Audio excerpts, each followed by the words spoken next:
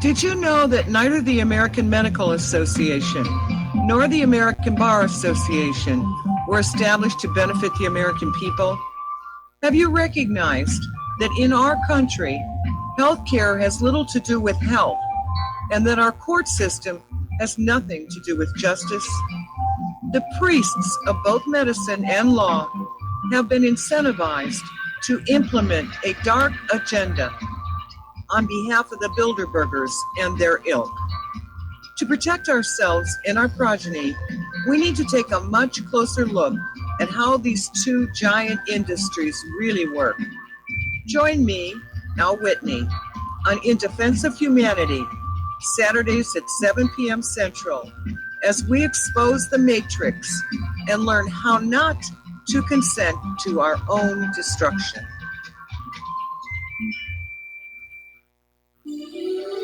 This is RBN, the Republic Broadcasting Network.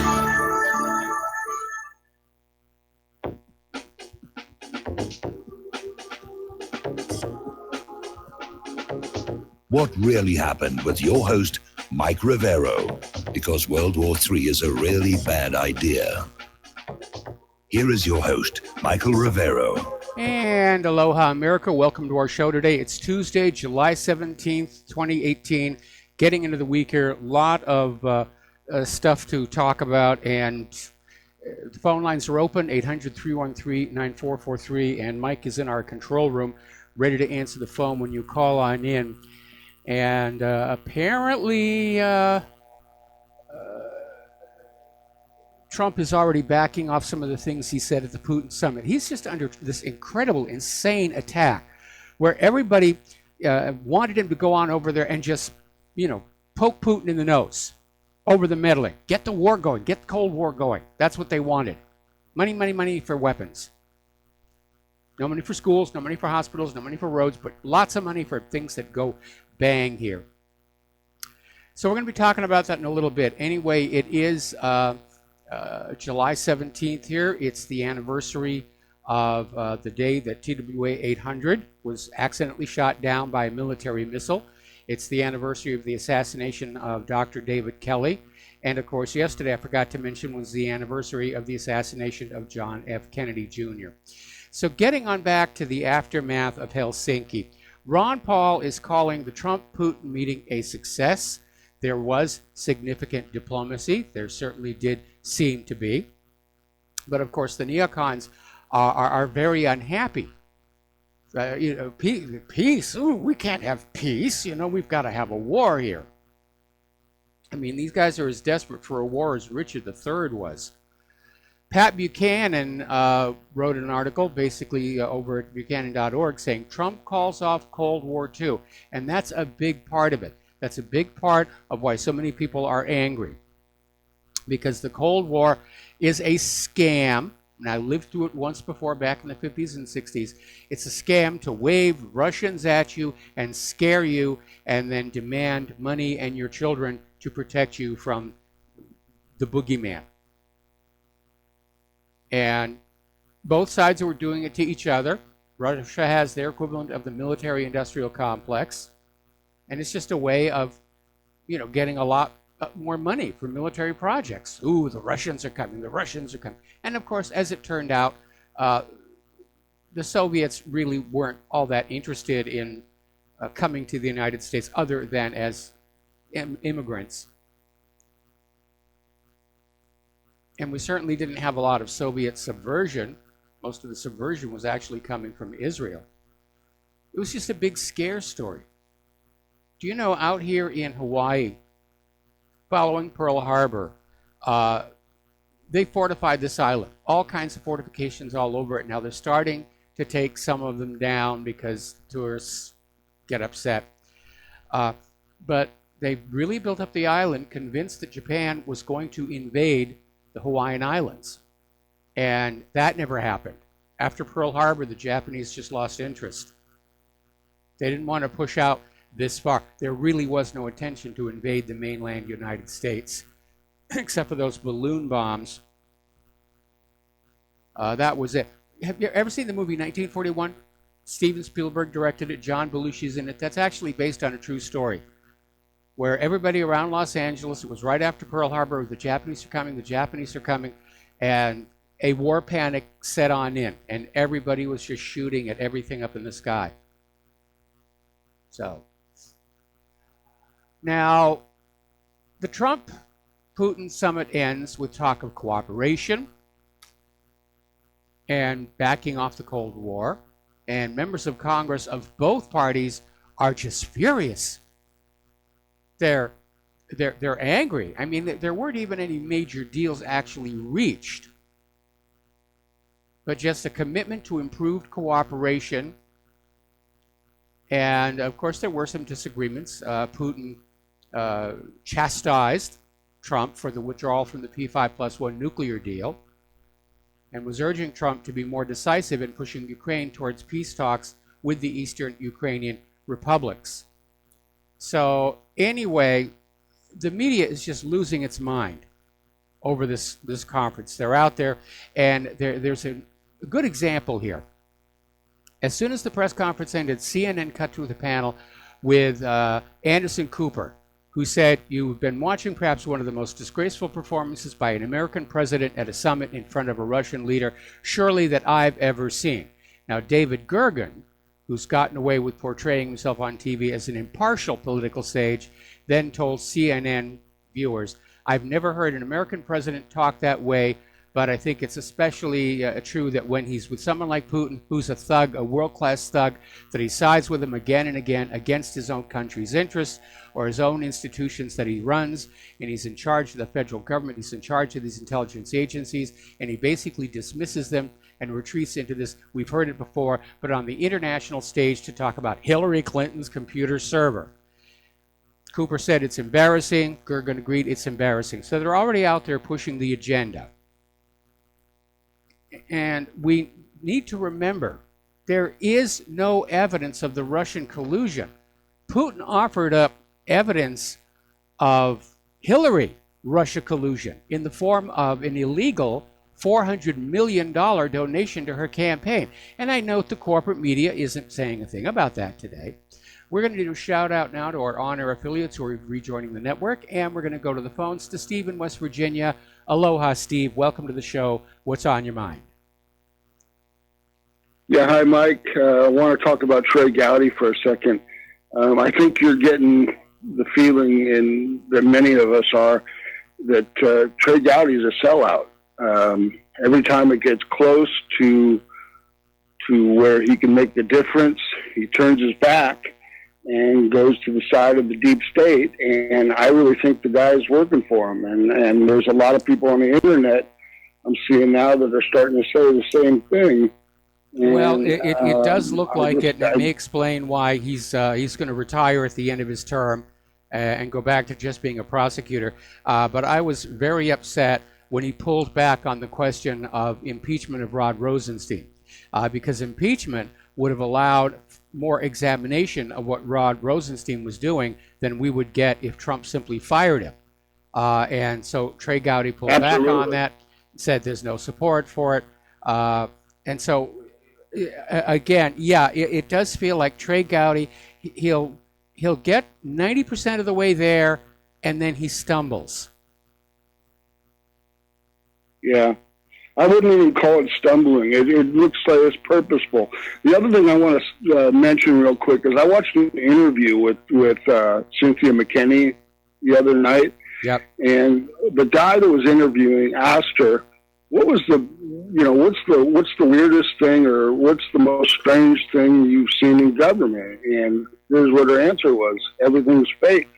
She said she watched interviews, hearings and stuff where the person was attacking the witness, and then after it was all over with and the cameras were turned off, they were backslapping each other. So it's just an act, before the people. And, yep. And she said that it's all fake. And this thing with Gowdy could be all fake. He's putting on a performance for the people, trying to act like a tough guy, but he's not really doing anything. There's no meat. I mean, nothing ever happens. So Yeah, I just wanted to he's point still that in the out. I race. appreciate the hell out of you. Thanks a lot. Well, thanks an awful lot. And we're Yeah, going you're to switch. still in the race. Yep. All right. Well, thank you for the phone call. We're going to switch over to Dustin in New Jersey. Aloha, Dustin. Welcome to the show. What's on your mind? I think Trump needs to get Michael Savage to be his White House spokesman. That would be the most best thing he could do, just because it would spin everybody's heads around, and like Linda Blair from The Exorcist, because he needs to do something, and he shouldn't back down, Mike, because he's got these people all freaking out, and they're kind of looking stupid. I mean, I watched it today, Mike. Trey Gowdy, you look at today, holy crap, it's the whole system. You can see it for yourself, how corrupt it is, how, what the Russians have something on Trump. What does the NSA or Israel have on these people? You know what I mean? Like, they're just all sellouts. Yes. Everybody's coming out of the woodwork. You know, I mean, I'm waiting for Strom Thurmond to come back from the grave. Well, again, I'm waiting for the whole system to come crashing down like the Soviet Union did, because this government is irreparable, irredeemable, and certainly unrepentant. And it has to collapse. It has to collapse at some point. And we've got to basically give those establishment politicians a good coating of tar and feathers and kick them out of our capital city and start with a new government made up of the same kind of people who started this country. People who actually own businesses and know how to do things, know how to make things, for whom being in government is a part-time honorarium only and not a full-time career path. But when you look at people like Maxine Waters and Nancy Pelosi, who managed to hang on to their offices year after year after election, you realize something has gone horribly wrong with this system. Yeah, Adam Schiff and Chuck Schumer brought back up Trump's taxes. I couldn't believe it. I'm like, this is the bottom of the barrel these people scrape. You know? I mean, that was like during the election. You know what I mean? Geez. I mean, I'm like, what are these people doing? They're actually embarrassing themselves because they look like they're... and you know what's funny, Mike? 18 intelligence agencies. He's going up against his own intelligence agency. Well, they did, where were they on 9/11 and the Iraq War? Because Saddam didn't have no weapons of mass destruction. So Trump should have used that. Well, he could use the Iraq War as saying, well, intelligence agencies get it wrong once in a while, like the Iraq War, he could have said. Well, he made a very valid point. Think... He made a very valid point. Before we start saying that Russia meddled in our election, we've got to look at the DNC and Hillary's email servers, which have never been allowed to be forensically examined. It's just all a claim coming out of, the mouths, the professional mouths. And they're hoping that if they keep shouting it, repeating it over and over and over again, that if Americans see it on their TV and newspaper headlines enough times, they'll just come to believe it without the requirement for proof. But in this age of the skeptical American, I don't think that's going to happen. And I think you're absolutely right. The more hysterical these people are getting, going after Trump, the worse it looks. And then that Browder guy, I watched him, this was a while ago when he was on Al Jazeera, like in an interview, or the UK. That guy's slimy, because whenever they talk to him, he rips on Russia just because he's wanted in Russia because he's a crook.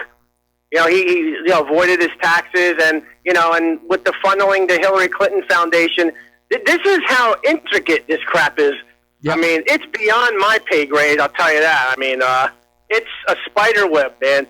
I don't think anybody can ever figure it out. Kind of like, they couldn't figure out the algorithms of what Bernie Madoff, right?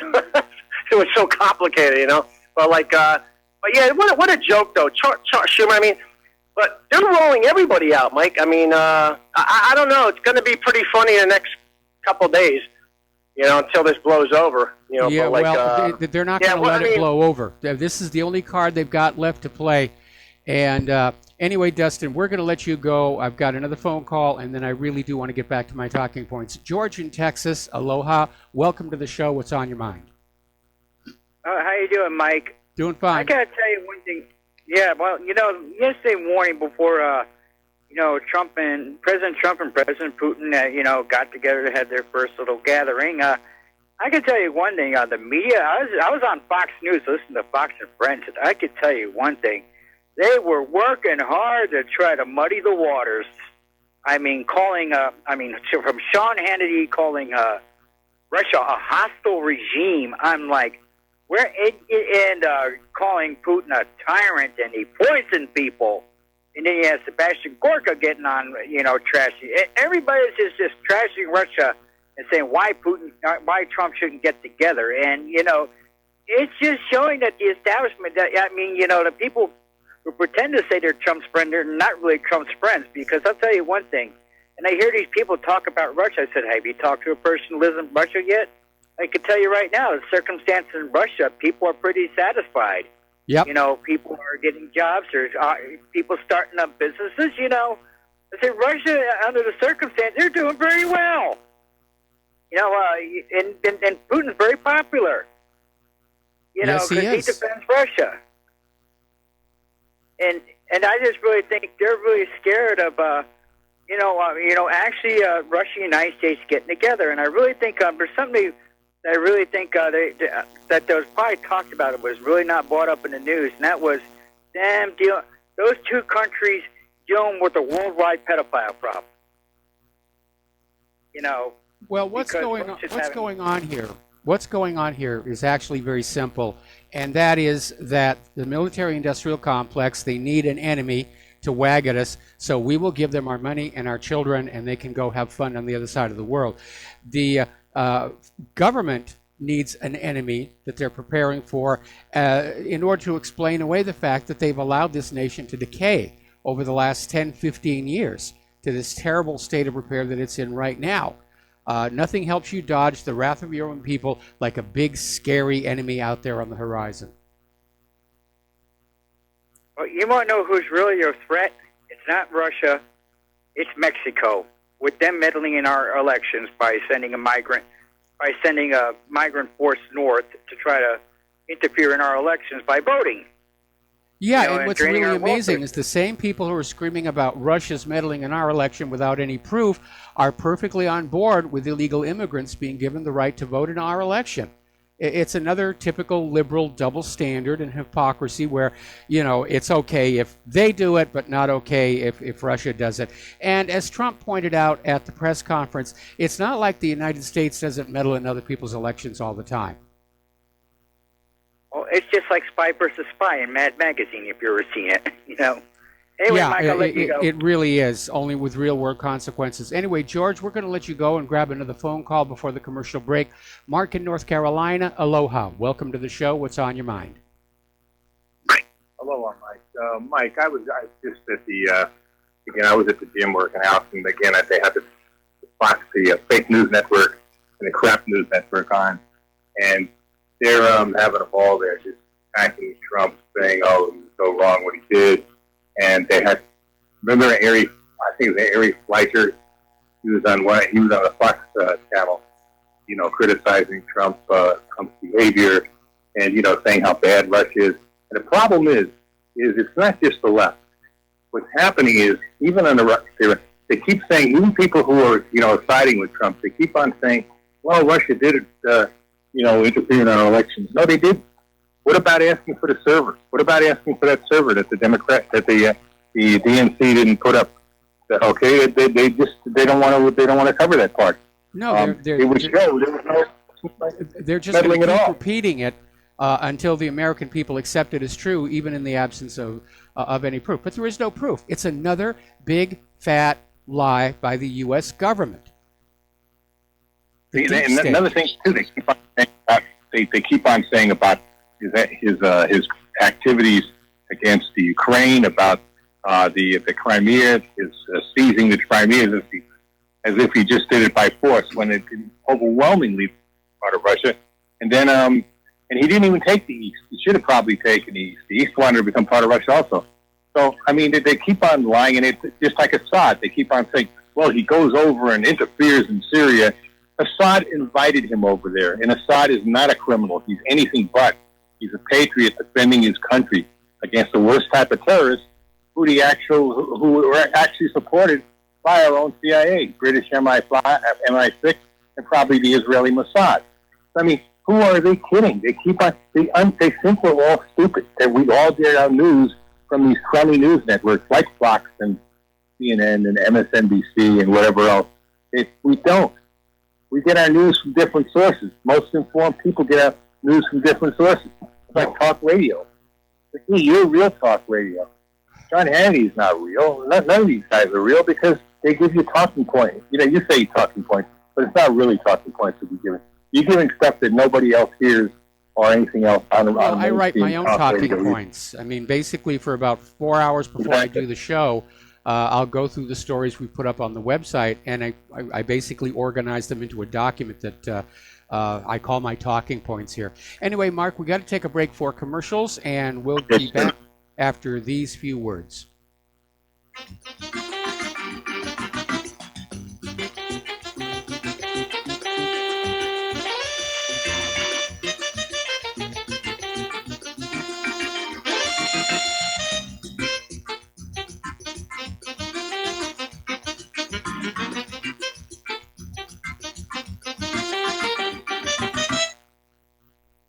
Corporate media dominates the American opinion. Finding independent voices that counter this avalanche is becoming increasingly difficult. With the endless corruption running rampant throughout our government, independent voices are needed more than ever to battle the offensive against our freedoms and liberties. As a listener of RBN, no one understands this concept better than you.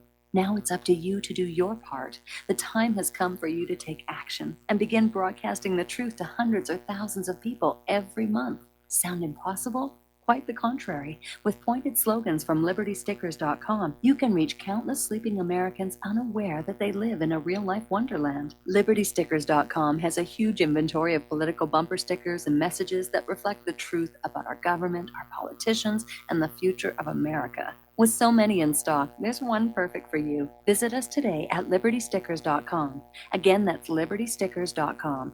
Do your part. Your voice is important. Let it be heard.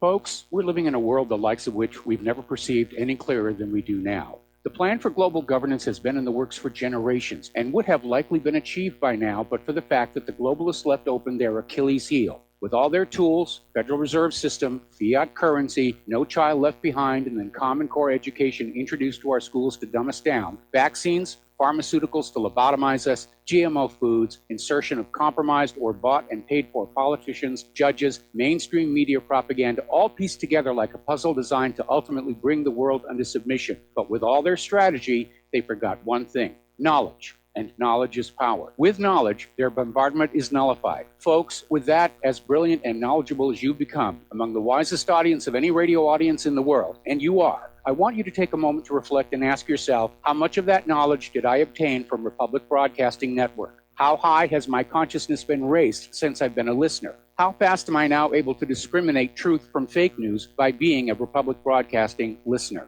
How clear am I now able to see the world since I've been listening to RBN? Ask yourselves those questions, folks. Then ask yourself, what is that knowledge worth to me? Like my morning coffee, how would I survive without it? A voice of truth in a sea of lies. Do we not all need to make sure it survives? Like public broadcasting, we are now finding we can only survive with listener support. Censorship, advertisers being attacked, truth itself being attacked. It's the only way through this. We at Republic Broadcasting humbly ask you to become a supporter. Look at your budget and make a determination of what Republic Broadcasting is worth to you and what you can afford on a monthly basis. Go to republicbroadcasting.org and pledge 20, 30, 40, 50, if possible, 100 a month or more if it's affordable. Click the donate button and become a regular monthly donor. Assure both us and yourself that Republic Broadcasting truth will continue to flow like that morning coffee. The network thanks you.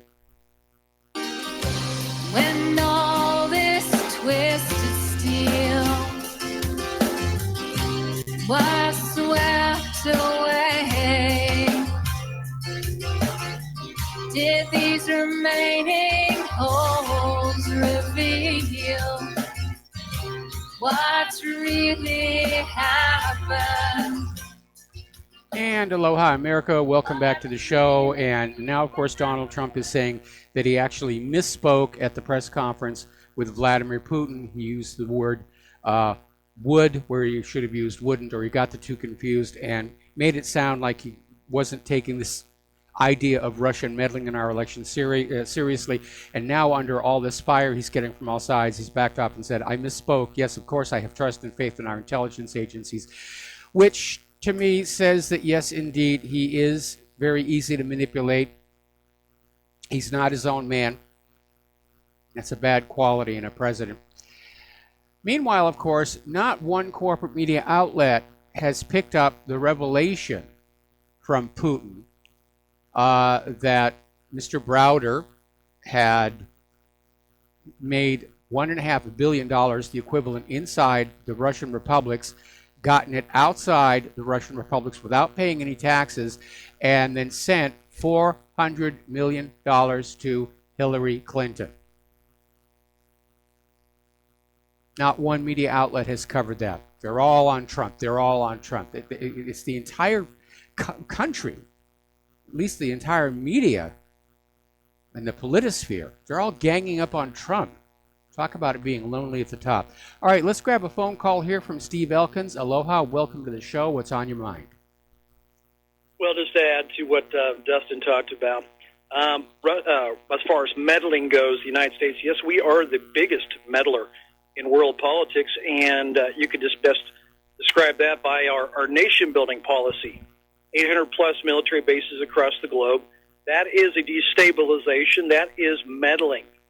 And that nation-building is it's a meddling program. That's all it is, a meddling agenda to change the outcome of a government, overthrow it, and, basically put in the puppet government. But that's a good example right there of U.S. meddling, their nation-building program. Yep. That's all I got to add to it, but that's huge. It's huge. Well, it's a typical U.S. government double standard. We're exceptional. We're allowed to mess around with other countries, but don't you dare do it to us. And again, they're just piling the pressure onto Trump, and they're really piling it on hard. I think somebody thinks they can get Trump to resign over this right now. And we're seeing all these Democrats and other politicians who are out there dropping hints about a coup. Democratic Tennessee Representative Steve Cohen yesterday called for the military folks to save America from President Donald Trump.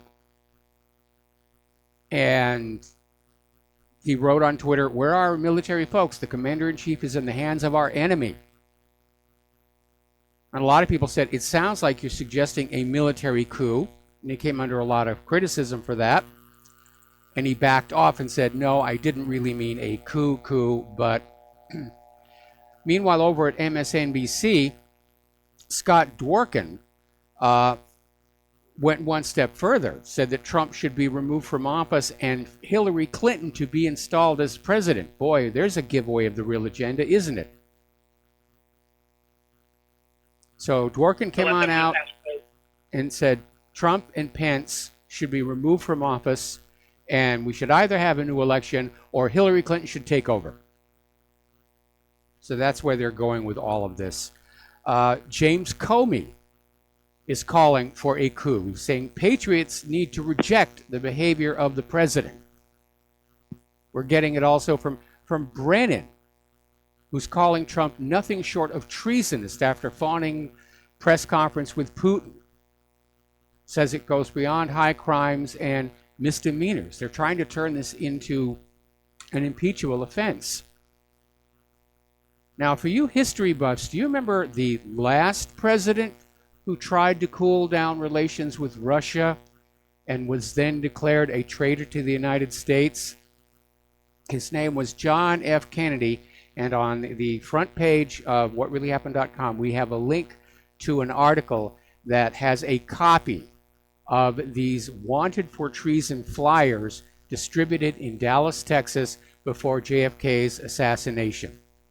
So we're getting into some dangerous, dangerous ground here. Is that what they're getting ready to try and do here? Some crazed lone nut assassin is already being groomed and set up. CNN's Philip Mudd is calling for a shadow government to rise up and oppose Trump. This is coming from CNN. And of course, out in Hollywood land, The liberals are out there screaming. Michael Moore is out there saying he wants to see Trump in chains. How dare he make nice with Russia? Well, if you think war with Russia is the right idea, here's your rifle, here's your parachute, here's your Dayglow orange jumpsuit. You watch your head climbing into that transport plane, and we'll call Vladimir Putin and tell him you are on your way to kick his butt all by yourself. But we, the American people, are sick and tired of being lied into wars endlessly, over and over and over again. Gulf of Tonkin, Spanish mine in Havana Harbor, Lusitania carrying weapons. We're sick of being lied into wars. We're sick of what it costs us in terms of money and blood. No more. You want the war, you personally go fight it. We're going to set this one out. We'll be right back after these words from our sponsors.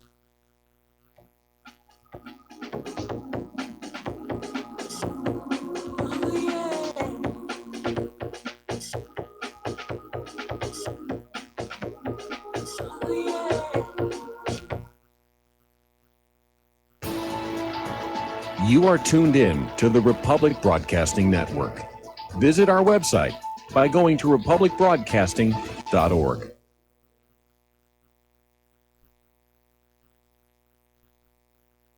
Homeowners, if your lender has gone out of business or sold your transaction to another lender or servicer, you may be the victim of a wrongful foreclosure, resulting in the loss of your home. If you've already lost your home, are in foreclosure, or even in good standing, you can challenge the mortgage transaction's illegal issue, and your property can be restored to you, and your foreclosure can be stopped or reversed, and the mortgage transaction declared unenforceable. State laws, U.S. title codes, the Uniform Commercial Codes, and U.S. Supreme Court rulings have upheld that defective mortgage documentations can reverse or stop foreclosures and enforce property title claims in favor of the homeowner. We are having successes in stopping the process of foreclosure, the enforcement of the foreclosure judgments, the sale of property, and evictions after the sale. We are not attorneys, and we don't give legal advice. We are a professional team of legal researchers, providing forensic mortgage audits and expert witnesses. We have the knowledge to produce the evidence and enforce laws regarding your legal issues. We've been in business for 12 years without a complaint. Consultations are free, and we provide a free title search to confirm if your mortgage has legal defects. Please call 855-253-3748. 855, the number 2, keep it today. Tired of being lied to by mass media? It's growing more and more apparent today that news is received less and less through standard media outlets. Even with a growing audience every day, RBN is beginning to direct more efforts into social media. Social media and the use of the internet is fast becoming the primary source of people for news, regardless of demographic. RBN has set out to provide some of the best news on the internet through republicbroadcasting.org, and also has begun to use the tools to our advantage by way of social media. Republic Broadcasting is now operating a Facebook page to function as yet another avenue to have our collective voice reach new audiences across not only America, but across the globe as well. The Facebook page features not only news, but also an RBN player to listen to our broadcasts. Get involved by visiting facebook.com/Republic Broadcasting and liking our page and share it with your friends and family, because you can handle the truth.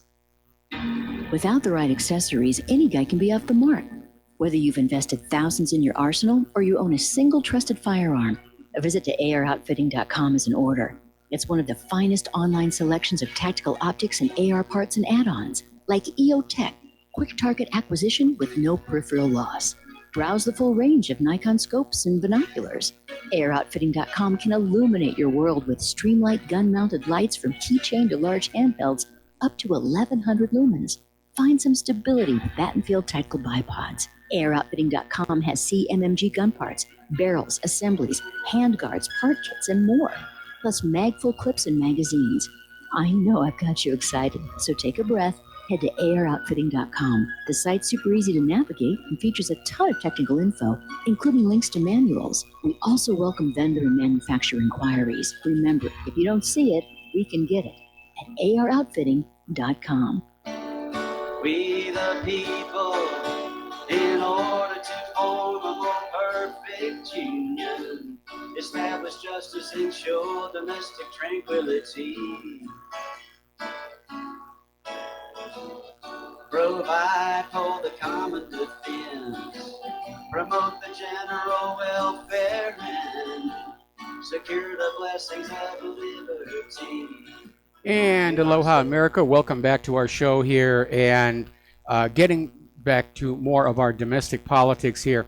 Lisa Page, after the one no-show, is now been testifying in closed-door House hearings, and the word is coming on out. She is seeking an immunity deal, and she has, in essence, dropped dime on top FBI officials, and basically showing that FBI bosses covered up evidence that it was China who was getting Hillary's top secret emails. Remember the other day we talked about this revelation where there was somebody on the mailing list for Hillary's emails that wasn't supposed to be there. They weren't cleared, and nobody would say who it was. But copies of everything that Hillary worked on went to that address, and it turns out it was China.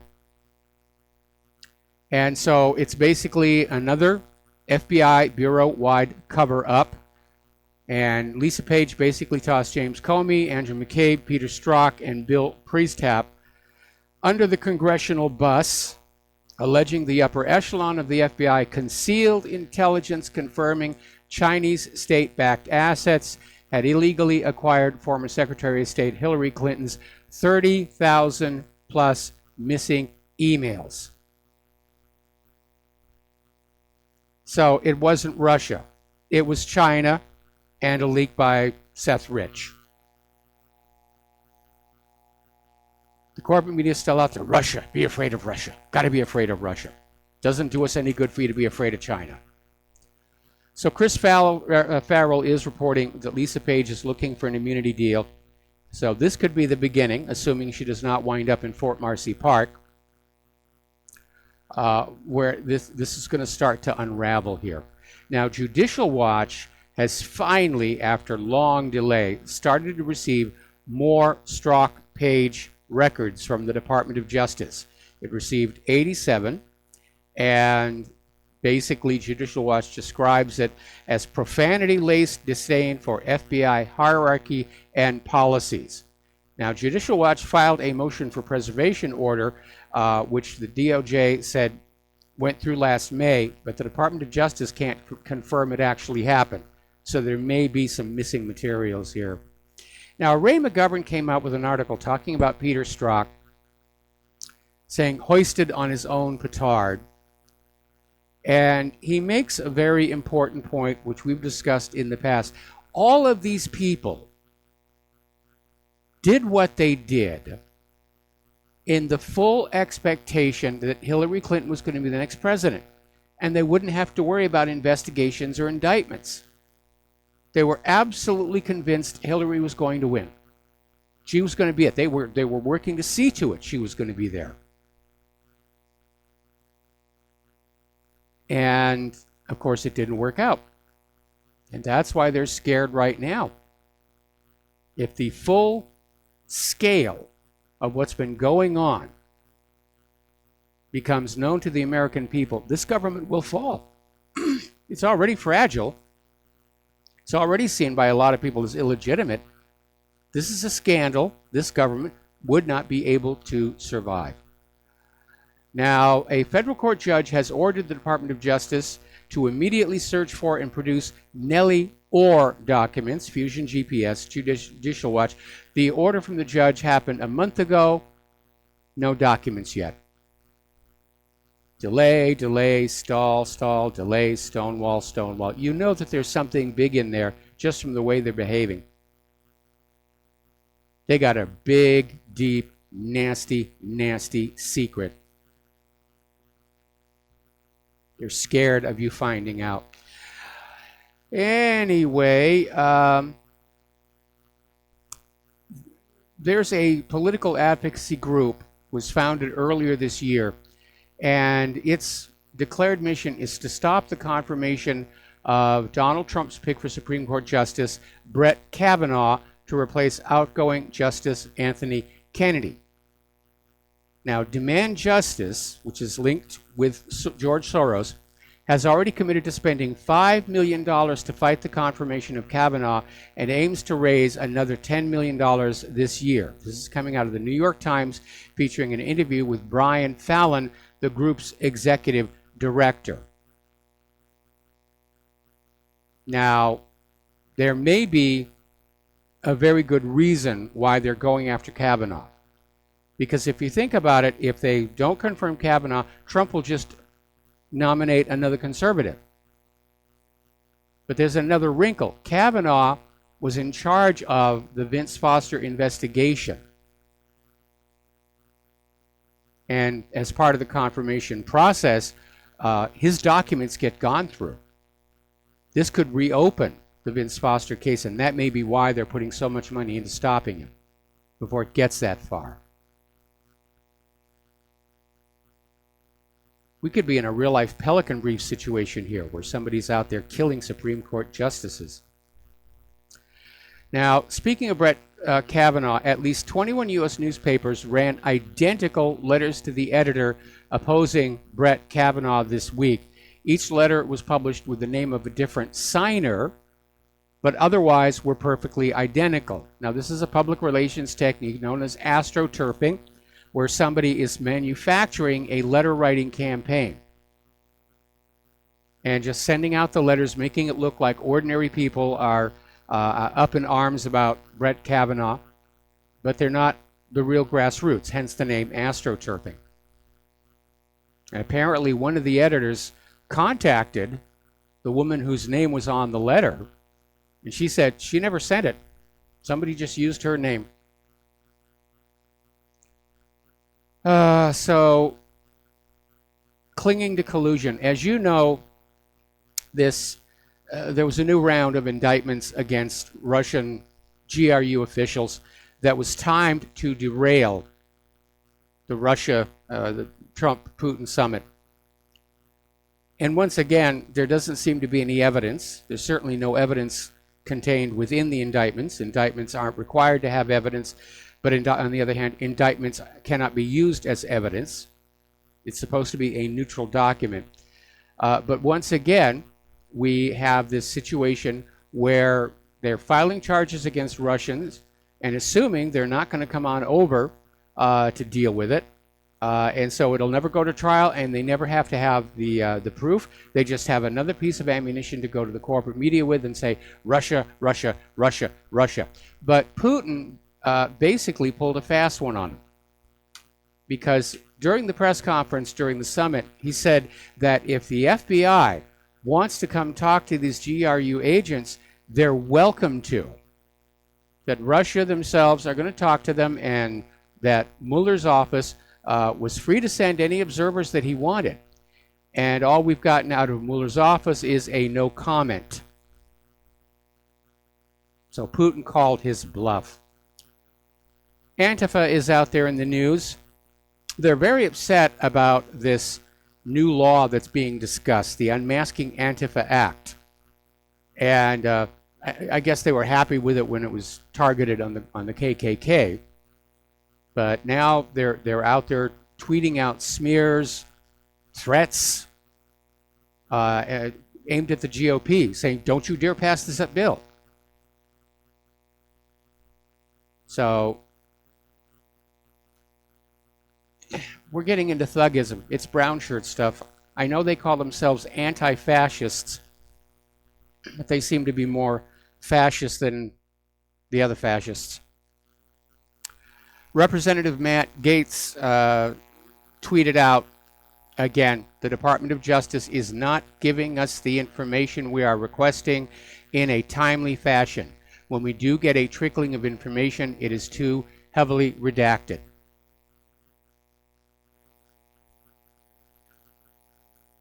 Trump needs to start putting on those presidential brass knuckles. He's got to start getting these officials out. They're literally all ganging up on him.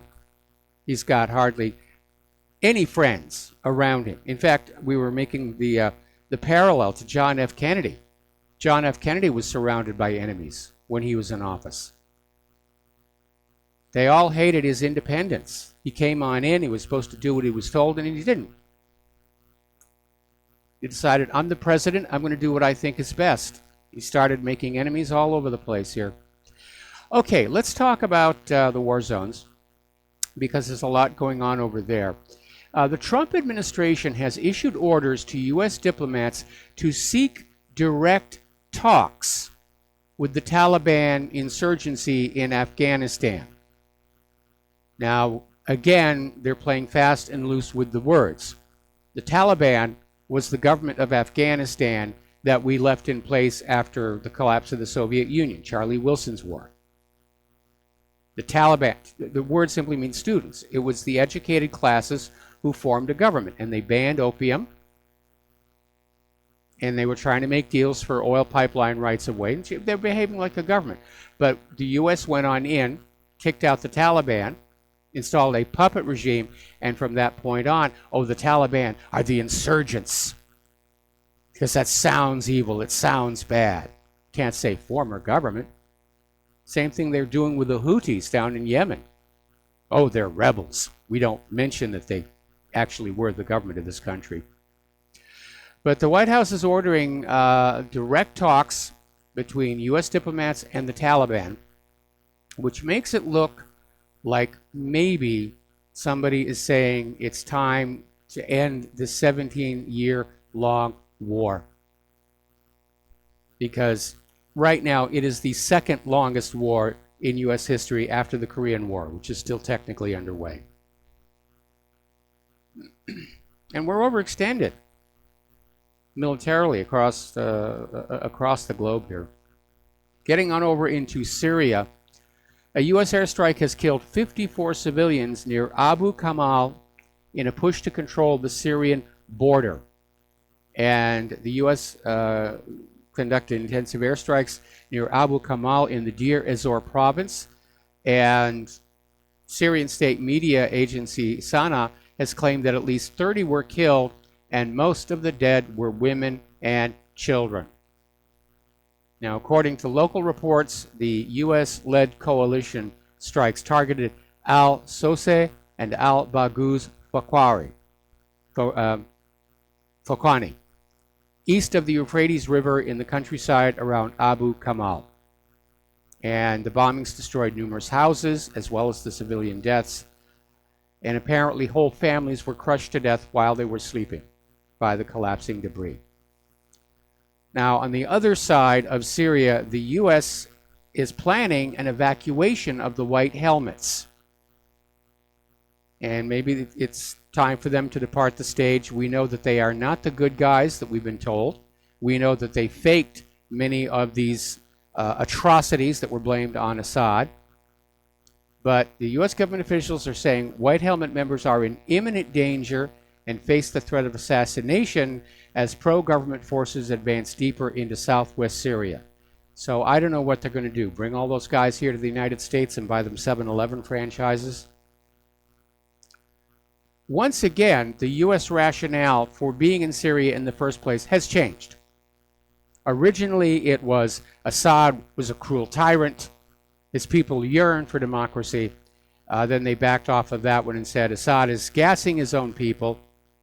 That one didn't work. So then the excuse was, well, we're not in Syria to make war on the Syrian people. We're in Syria to make war on ISIS and Al-Qaeda. Well, ISIS and Al-Qaeda are gone.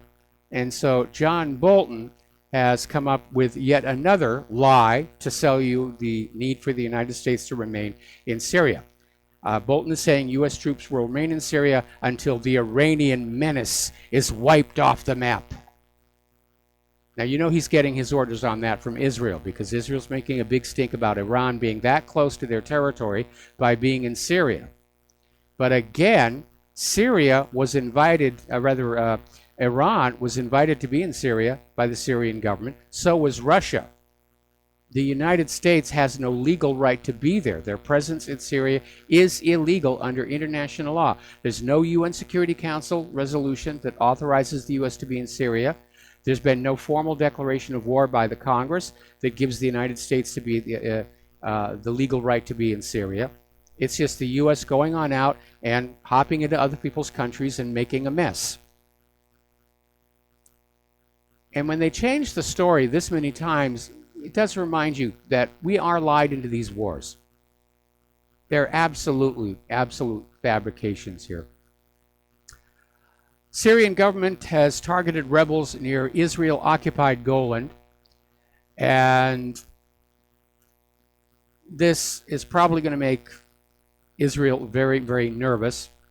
It was a massive attack involving hundreds of missiles on a rebel-held area near the Israeli-occupied Golan Heights on Sunday.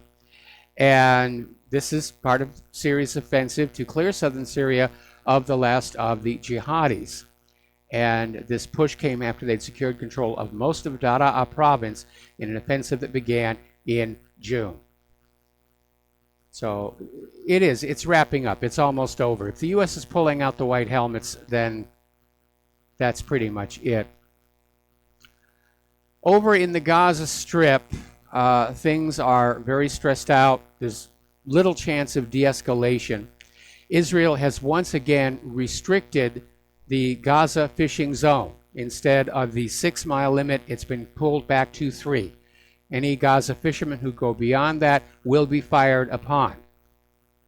Now, under international law, Gaza's territorial waters are supposed to reach out a lot further than that. If you know anything about fishing, you know that the better fish are found in the more remote, deeper waters off the coast.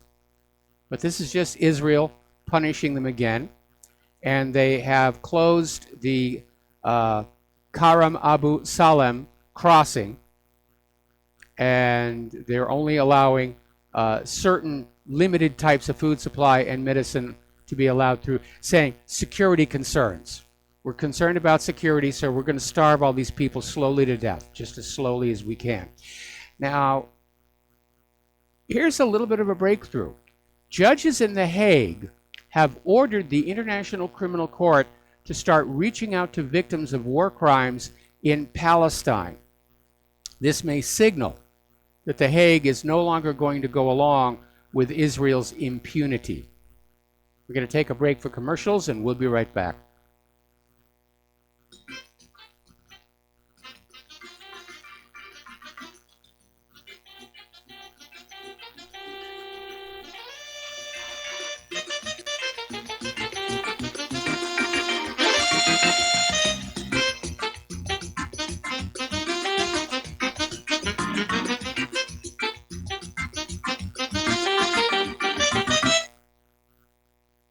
So, you love talk radio? Then you'll love TalkStreamLive.com. TalkStream Live is always on, 24/7, with the best streaming talk shows. Find your favorite talkers and discover some new ones. It's free, readily available online or on mobile with any smartphone or tablet. Finding your favorite talk shows all in one place has gotten a whole lot easier. Just go to TalkStreamLive.com. Be sure to download the free apps from Google Play or the iTunes App Store.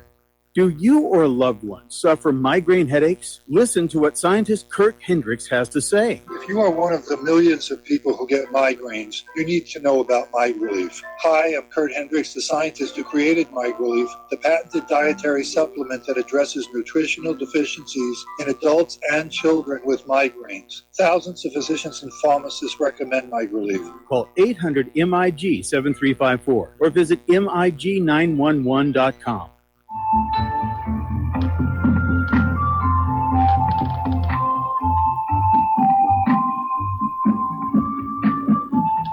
Do you know there is an ongoing war right here in America?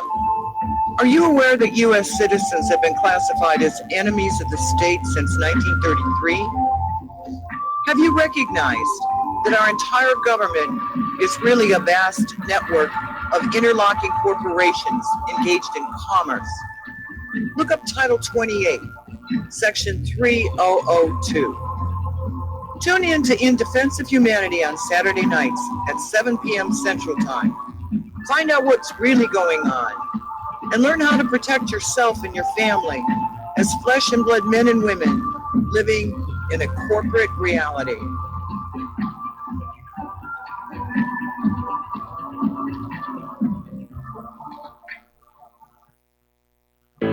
Many people tell us about their experience with Extendivite. Just listen to what Glenn has to say. Prior to taking it, I had diabetic neuropathy. The Extendivite reduced that significantly. Acid reflux was reduced.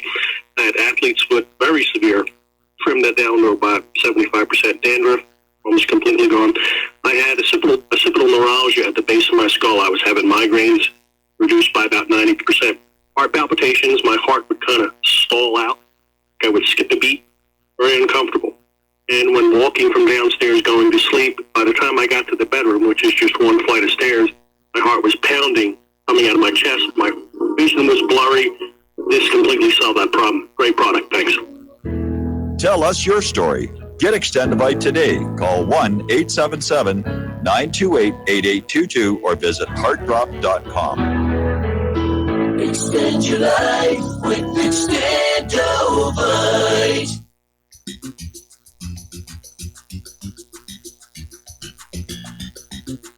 Welcome to What Really Happened Radio. Visit us online at whatreallyhappened.com. And now, set your eyes on the future and let's consider what really happened. And aloha, America. Welcome back to our show here. So we're still talking about what's going on in Israel and Palestine. And over in the West Bank, at the Khan al-Amar school, classes have started early, and the children are basically starting school now to try and get as much learning done as they can before Israel demolishes the school. Now, this school is actually built out of old tires and mud to get around Israel's restrictions on the use of concrete. And they're still trying to find some way that they can halt the demolition. But this is the only school in the area, according to Human Rights Watch. I mean, Israel is literally destroying everything that these kids need. They're not getting enough food. They're not getting enough medicine. They're not getting an education. They are getting shot. Now, the International Boycott, Divestment, and Sanctions movement is chalking up all kinds of victories all across Europe, and they're getting a huge amount of support for Palestinian rights and a boycott of Israel in Spain's largest cities. And the city council of the Spanish capital, Madrid, condemned the indiscriminate and disproportionate use of force by the Israeli occupying forces against civilians and called for an end to the illegal blockade imposed on more than 2 million Palestinians in Gaza. In Barcelona, which is the second largest city in Spain, there was support for the Palestinian call to stop arming Israel. And the Barcelona City Council voted by an overwhelming majority to impose a comprehensive military embargo on Israel and urged the Spanish government to ensure its implementation.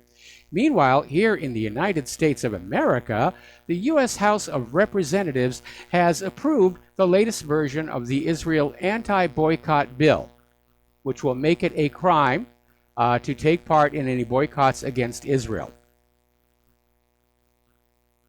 which I don't think really makes us look all that good in the eyes of the rest of the world. The Israeli Knesset has passed what they're called the Breaking the Silence bill. Now, Breaking the Silence is an organization of veterans of Israeli forces, and they've put together this peace organization. They're peace activists. It's called Breaking the Silence, and they have been going to the schools and talking to the kids and saying, you know, behind all the glory and the war propaganda, this is what's really going on. And the Knesset passed this bill almost by a 2-to-1 margin that allows the government to refuse to allow Breaking the Silence, or for that matter, any other peace group, from talking to school students. They only want those kids to get the pro-war propaganda. Don't want them to even get the idea that there might be peace. I remember when I was in high school, Vietnam was just cranking up. And we had recruiters in there and all these little meetings inside the gym. And it wasn't really until the end of the school year that we finally got to see the other side, where some veterans who had returned from Vietnam, one of them was in a wheelchair, he said, this is what it's really like. Anyway, we're going to take a break here for station identification, and we'll be right back.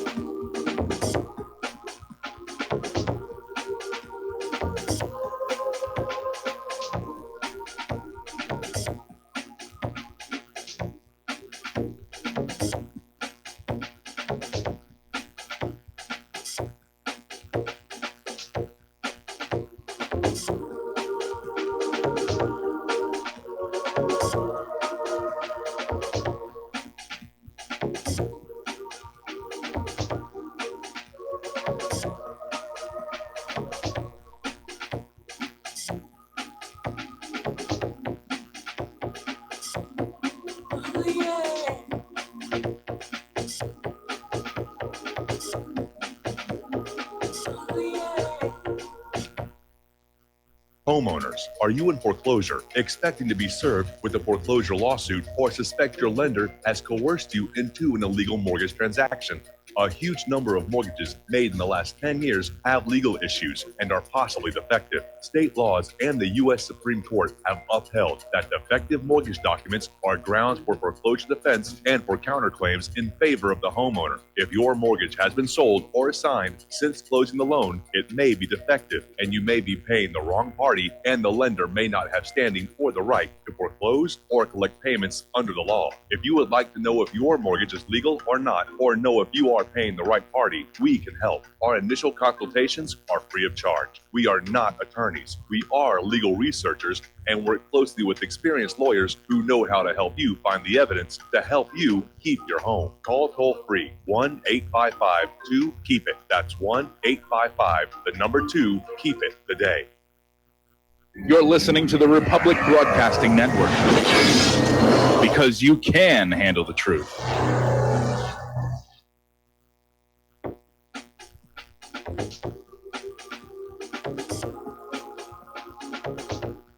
What Really Happened with your host, Mike Rivero. You're listening to the Republic Broadcasting Network, where you'll find out what the Fukushima's going on.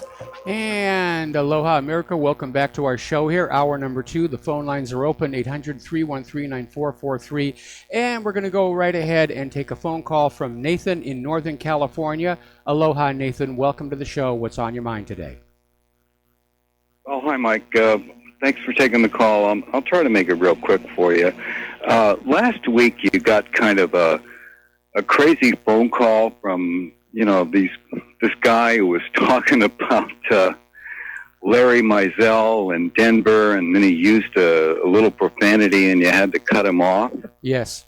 And, I'm sure you remember that, but the only people I have ever heard talk about Larry Mizell in Denver is Stu Webb and Tom Hennigan, and they had a show. Stu Webb had a show, Truth Warriors or something. I think It's been kicked off of YouTube. But I just thought I'd throw that at you and let you know. Sounded like Stu Webb or Tom Hennigan, and why they would do that, I have no idea. Maybe it's your own personal business, and I'll leave it at that. But I thought that was pretty, just not a good thing. I don't have a working relationship with either of those gentlemen. I mean, I know who they are, but our paths may have crossed briefly sometime in the past, but we're not in a working relationship. Yeah, well, you did the right thing. Congratulations. And now I got to think of a question to ask you or whatever, but for a comment. The only thing I can think of is what's going on with this Trump situation and why they're so upset about him talking to Putin. I'll bet, it's just my personal guess, I'll bet Putin gave him an earful of information about the skullduggery that's going on with our deep state and a number of other things, and they are mad. They are absolutely furious that they don't want him to know any more than what he knows. They want to keep him in the dark. And I don't know if that's correct or not, but it's obvious they don't want him talking to Putin. They don't want him talking to anybody. Really they didn't want him to talk to Kim Jong-un. And you're absolutely right. We know that one of the ways that Trump is being manipulated is he's being fed false information by his own advisors to steer him in a certain direction. Yeah, well, I really think that Putin gave him some stuff that probably, put him close to having to put a bungee cord around his jaw. It must have been incredible, and they don't want him to, have any kind of a relationship at all with him. I would just love to say the last thing, to see Trump go over to Moscow around the holidays. Jesse Ventura went over there one time with RT around Christmas time. Yep. And supposedly he said Moscow is absolutely gorgeous around the holidays.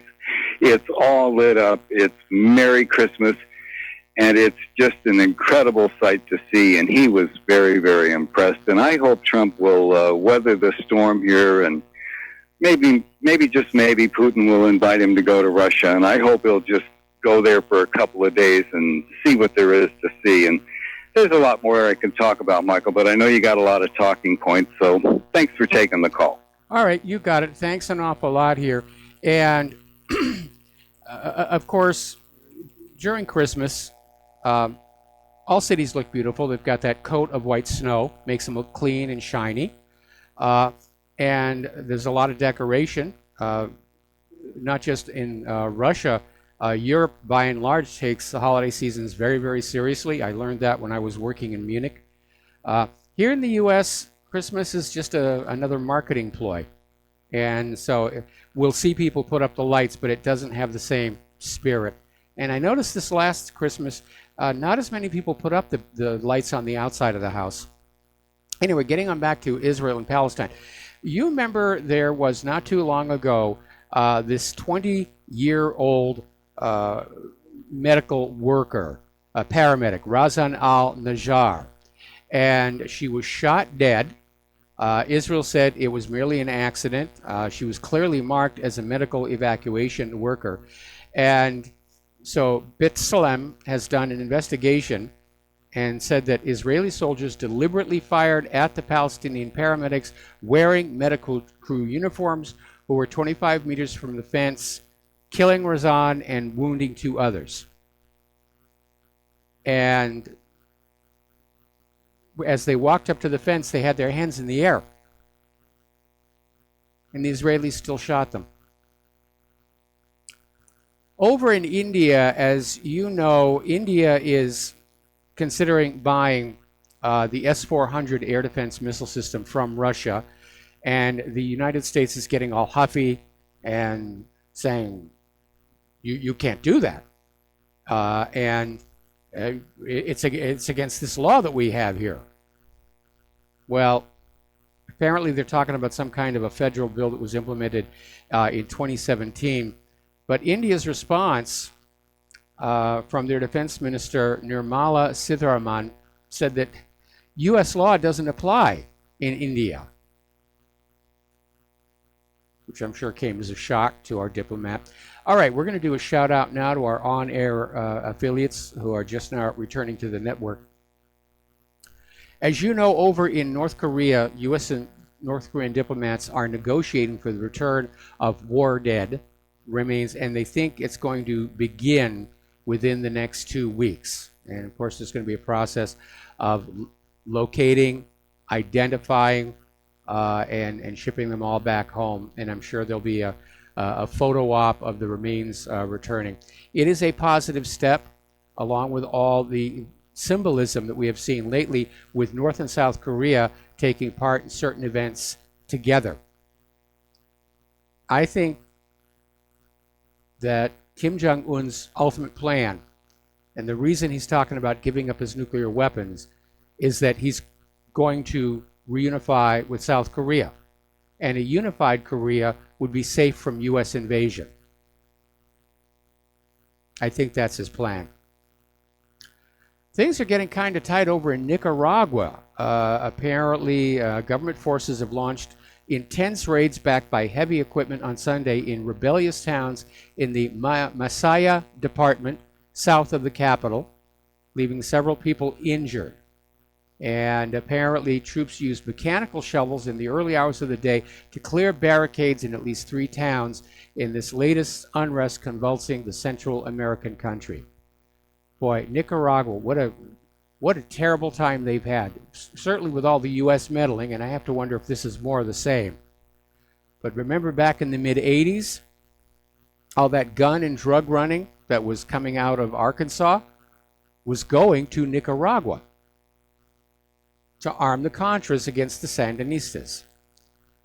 Over in Haiti, their riots are increasing, and the nominal reason for it is that because of the IMF ordering a restructuring of the Haitian economy. Gas prices diesel prices are going to go up by 38% and 47%. And of course, this not only makes it more expensive to fill your car or truck, this will lead to cost increases for pretty much everything else. But this outbreak of instability apparently caught the Haitian government off guard. And so they've announced that the gas price increase is going to be temporarily suspended. But the disorder went on. And so somebody is wondering if maybe this is a plan to bring down the government of Haiti and replace it with somebody pliant here. Now, as you know, we had a caller call into the show yesterday with the announcement that down in South Africa, out on the Cape Town, they've formed a new country, the sovereign state of Good Hope, and they took down the South African flag and hoisted their own flag in Cape Town yesterday. Now, Parliament in Cape Town has been served with an eviction notice to vacate the property by this coming Friday. Now, the sovereign state of Good Hope is saying that the result of a legitimate and lawful process of secession by the traditional hereditary tribal leader of the Khoisan Nation, Gaob, which loosely translates to king in English, Koabeha Calvin Cornelius III. Well, I'm wondering about that. First of all, it's going to be interesting to see all those people who screamed about Crimea's secession, how they're going to respond to this. And more importantly, I'm not getting a sense that this really fits in with South Africa's political ambitions. I think there's going to be a fight over this. It just feels like it's not going to go down gently. Now, do you remember all these stories that came out of Cuba and China about how there was some kind of sonic vibration that was harming our diplomats, and Cuba and China were accused of technological warfare that was causing brain injuries to our diplomats. And apparently some 250 U.S. diplomats in China are undergoing neurological medical tests to ascertain if they've succumbed to the same kind of brain trauma diagnosed in their other colleagues in Cuba. A study of 21 diplomats evacuated from Cuba found last year they had incurred brain injuries, but it was diagnosed not from physical impact to their heads. Now, it's interesting that only the U.S. diplomats were reporting this, and no other country has reported similar incidents among the diplomatic staff. And so what this article that is inside Zero Hedge is suggesting that maybe it was our own spy devices, because the U.S. has been working on what they call enhancement programs. I mean, going all the way back to MK Ultra, ways of stimulating your brain to make you more intelligent, to make you learn faster. And they may have been running some experiments in these embassies, as CIA has a want to do, running experiments on unsuspecting people. And that may be what's behind all of this here. Now, Iran is saying that the Middle Eastern oil producers have led Donald Trump into a trap, and as a result, prices will rise. Maybe we'll have riots here like they're having down in Haiti. Iran's representative to OPEC has warned that Trump's hopes that other countries will fill the gap in oil supply after the U.S. imposes sanctions on Iranian oil will not come to pass and are based on a miscalculation. So there's going to be a shortfall, a global shortfall, and that will drive prices up. And it will all be because Donald Trump did Israel's bidding and pulled out of the Iran nuclear deal.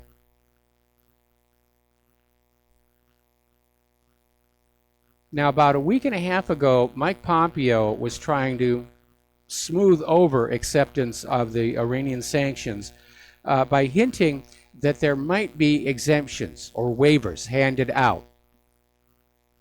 Well, that appears to have been all it was, just smoothing everything over, because Pompeo is now out there saying, no, there will be no sanctions, exemptions, or waivers, certainly not for the European Union. Now, this is not helping our relations with the European Union. The EU has passed laws rejecting U.S. sanctions and forbidding their companies from complying with them. This is putting these companies into a very difficult spot. If they go along with the sanctions, the EU legally prosecutes them. If they don't go along with the sanctions, the U.S. comes after them. This has been handled very, very badly. Now, Barclays Bank has been accused of rigging interest rates on the £8 billion lose-lose loans. No surprise there. Jesse James was right. The really big outlaws are the bankers. Let's take a phone call now. Paul in New Jersey, aloha. Welcome to the show. What's on your mind? Hello, Michael. Michael, what I find disturbing about what's going on the left is that I used to be a liberal way back in the day, and back in the 80s, the liberals were very suspicious about the CIA and our intelligence agency. And they were an honorable opposition, and they were consistent. And that's what's kind of sad about their phony outrage about what happened with Trump in Helsinki. Trump, I think, by the way, when he's making those remarks concerning our intelligence agency, he's not just addressing the American audience, he's addressing a global audience. Yes. And many nations throughout the world are well acquainted with the chicanery and the crimes of our intelligence agencies, particularly the CIA. Yes. And a lot of Americans, they're outraged, but they shouldn't be outraged because of what Trump said. They should be outraged. Well, first of all, I'm outraged at their ignorance, but at the behavior of our intelligence agencies. They've seen, the left has absolutely forgotten the crimes of the CIA. Remember, Iran-Contra, yep. Toppling governments in Central and South America, right? Funneling arms to Libya and the toppling of Omar Gaddafi. The instigation in Syria. I mean, aren't they reading their own periodicals with Seymour Hersh talking about the jihadis flown in from Libya after toppling Gaddafi into Jordan and then, crossing the border into Syria? Well, they're not really interested in the facts of what's going on. They're interested in pushing the agenda, pushing the agenda, pushing the agenda. And unfortunately, both the left and the right have evolved a very dangerous state of the ends always justify the means. As Gandhi said, if everybody goes an eye for an eye and a tooth for a tooth, soon the whole world is blind and toothless. And I know it's being declared that a call for civility represents white heterosexual masculinity, but I'm going to be white and masculine and heterosexual here and say we do need to bring back civility to our political discourse.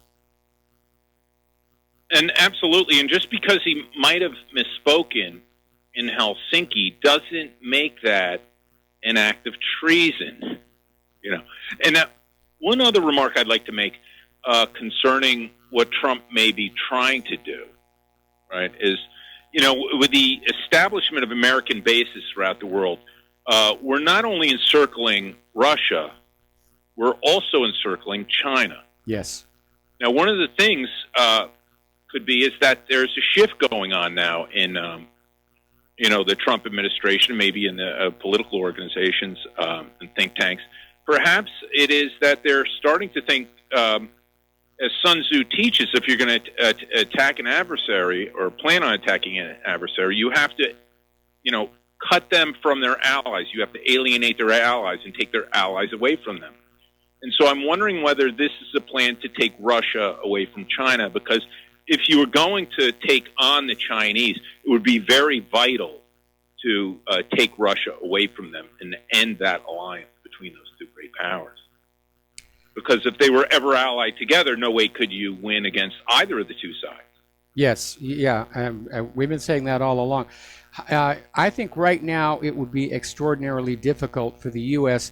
to split Russia and China apart from each other, primarily because Russia and China know that their continued mutual defense cooperation is the only thing deterring an eventual U.S. attack. Yeah, I agree. But nonetheless, I don't see what the big deal is about anything what Trump said, because I'm not offended by the truth. And I think, the intelligence agencies within the United States best not try to threaten our president. And I think it would be good if we remind ourselves by our own diligence about the treachery and the crimes of our intelligence agents. Yeah, we do. Anyway, I need to let you go. We got to take a break for commercials. Thank you for the phone call, Paul, and we'll be right back.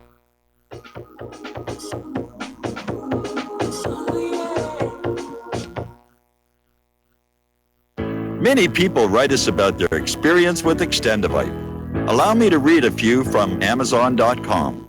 Dr. Sam Serino reviewed the Extendivite product.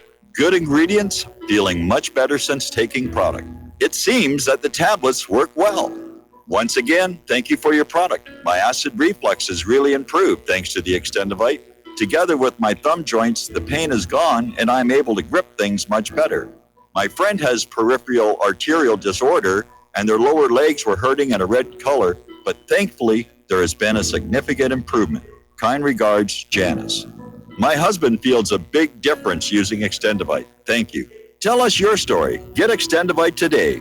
Call 1-877-928-8822. That's 1-877-928-8822 or visit heartdrop.com.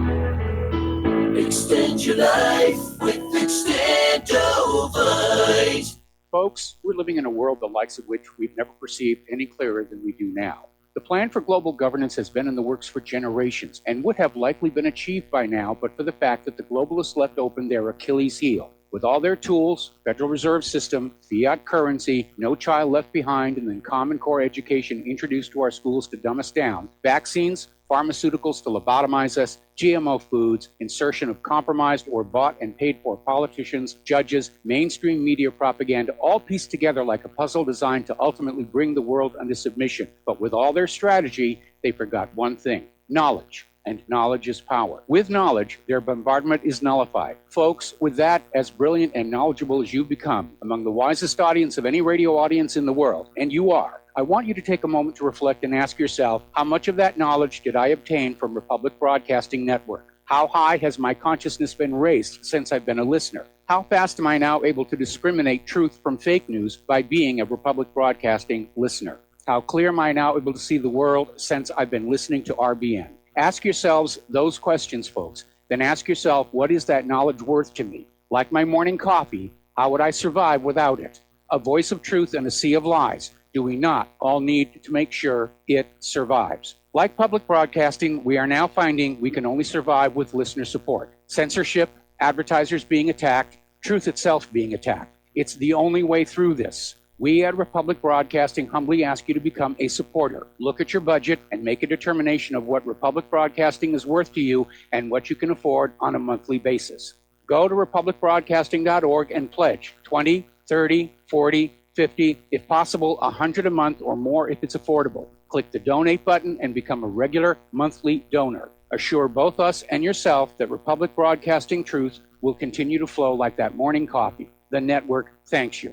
Some are maxed out all their credit cards. Some are working 2 jobs and living in cars. Minimum wage won't pay for a roof, won't pay for a drink. If you gotta have proof, just try it yourself, Mr. CEO. See how far $5.15 an hour will go.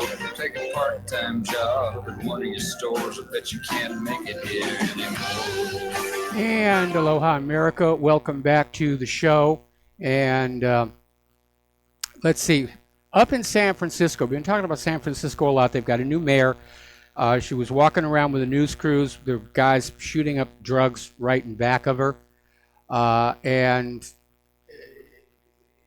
then she basically decided she was going to solve the feces in the street problem by asking people not to poo. Well, apparently, illegal immigrants residing in the city of San Francisco have now been given the right to vote in the local elections. And they're just giving our country away. They are just giving our country away. And it really is sad to see. It's really sad to see. Now, if somebody comes to this country and they go through the process of becoming a citizen, then they're allowed to vote. Now, there is a federal law that illegal immigrants cannot vote in the national elections, the federal elections.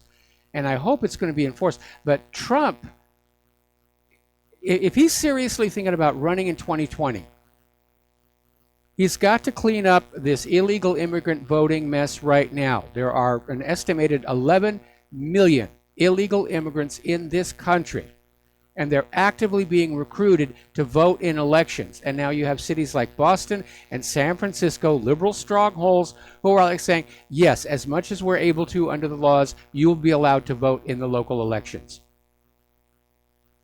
That's not how it's supposed to work.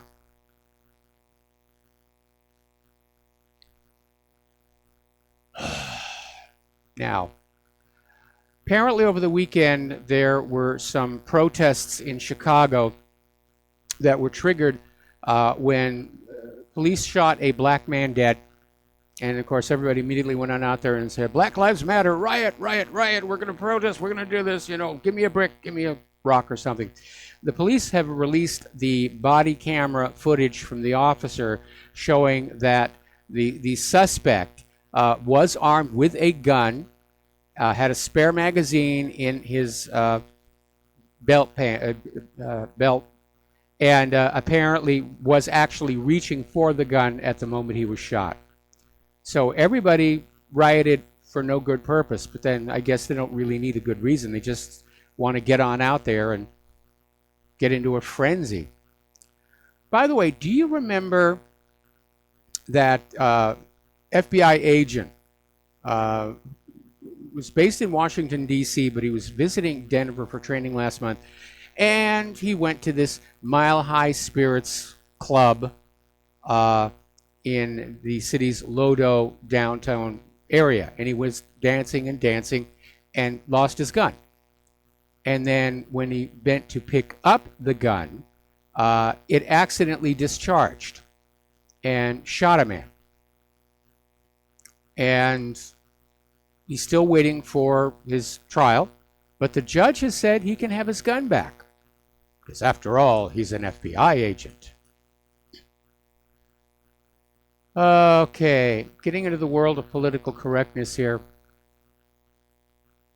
Apparently over at Bath University, academics are being told to stop using the phrase, as you know, to snowflake students, because it might make them feel inadequate if they don't in fact know. Well, if they don't in fact know, then the academics at Bath University have failed those students. Because that's what you're supposed to be doing at a university, is getting an education, learning as much as you can. Now, over the last few years, a few schools around the country have shown the high cost of catering to the snowflakes.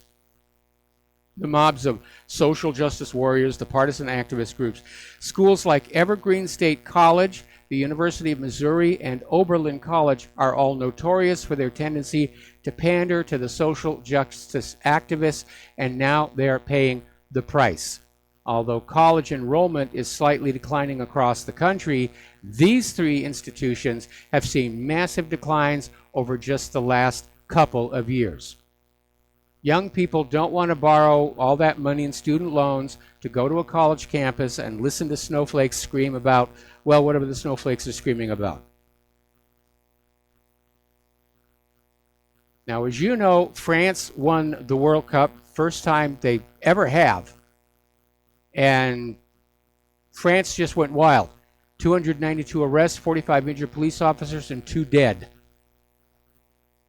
Must have been some party. Must have been some party here.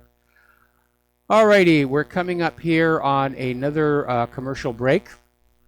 When we come on back, we've got some science and news, and hopefully we're going to have some phone calls as well.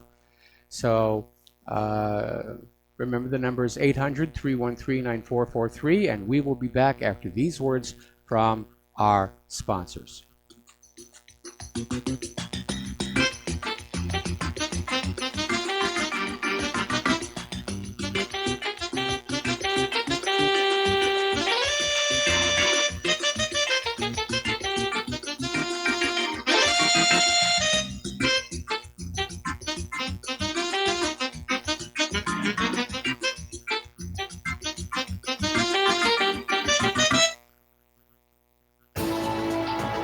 You are tuned in to the Republic Broadcasting Network.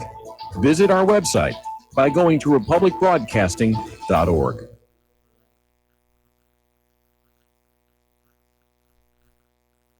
Homeowners, if your lender has gone out of business or sold your transaction to another lender or servicer, you may be the victim of a wrongful foreclosure, resulting in the loss of your home. If you've already lost your home, are in foreclosure, or even in good standing, you can challenge the mortgage transaction's illegal issue, and your property can be restored to you, and your foreclosure can be stopped or reversed, and the mortgage transaction declared unenforceable. State laws, U.S. title codes, the Uniform Commercial Codes, and U.S. Supreme Court rulings have upheld that defective mortgage documentations can reverse or stop foreclosures and enforce property title claims in favor of the homeowner. We are having successes in stopping the process of foreclosure, the enforcement of the foreclosure judgments, the sale of property, and evictions after the sale. We are not attorneys, and we don't give legal advice. We are a professional team of legal researchers, providing forensic mortgage audits and expert witnesses. We have the knowledge to produce the evidence and enforce laws regarding your legal issues. We've been in business for 12 years without a complaint. Consultations are free, and we provide a free title search to confirm if your mortgage has legal defects. Please call 855-253-3748. 855, the number 2, keep it today.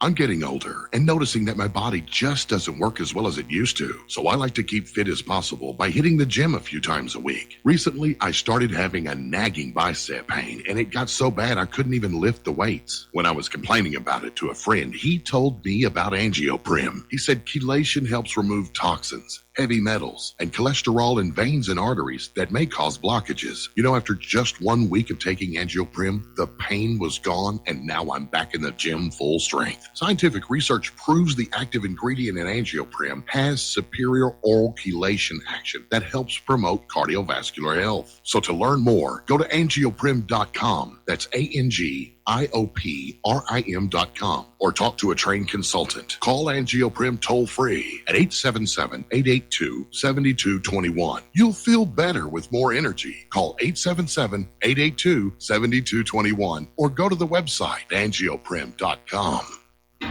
Without the right accessories, any guy can be off the mark. Whether you've invested thousands in your arsenal or you own a single trusted firearm, a visit to AROutfitting.com is in order.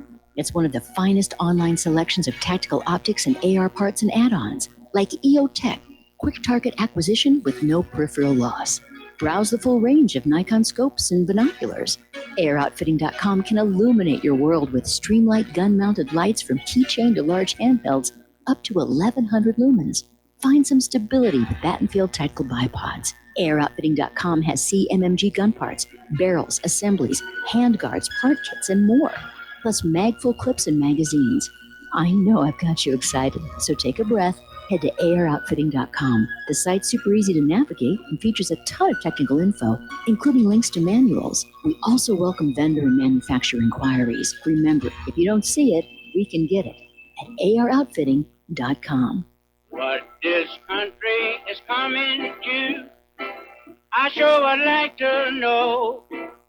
If they don't do something by and by, the rich will live and the poor will die. Doggone, the panic is on.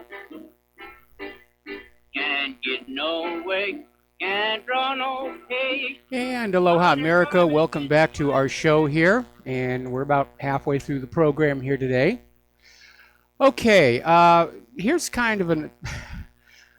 You have to wonder what these people are thinking here. This is from Zero Hedge. And I wish it was from The Onion, but it isn't.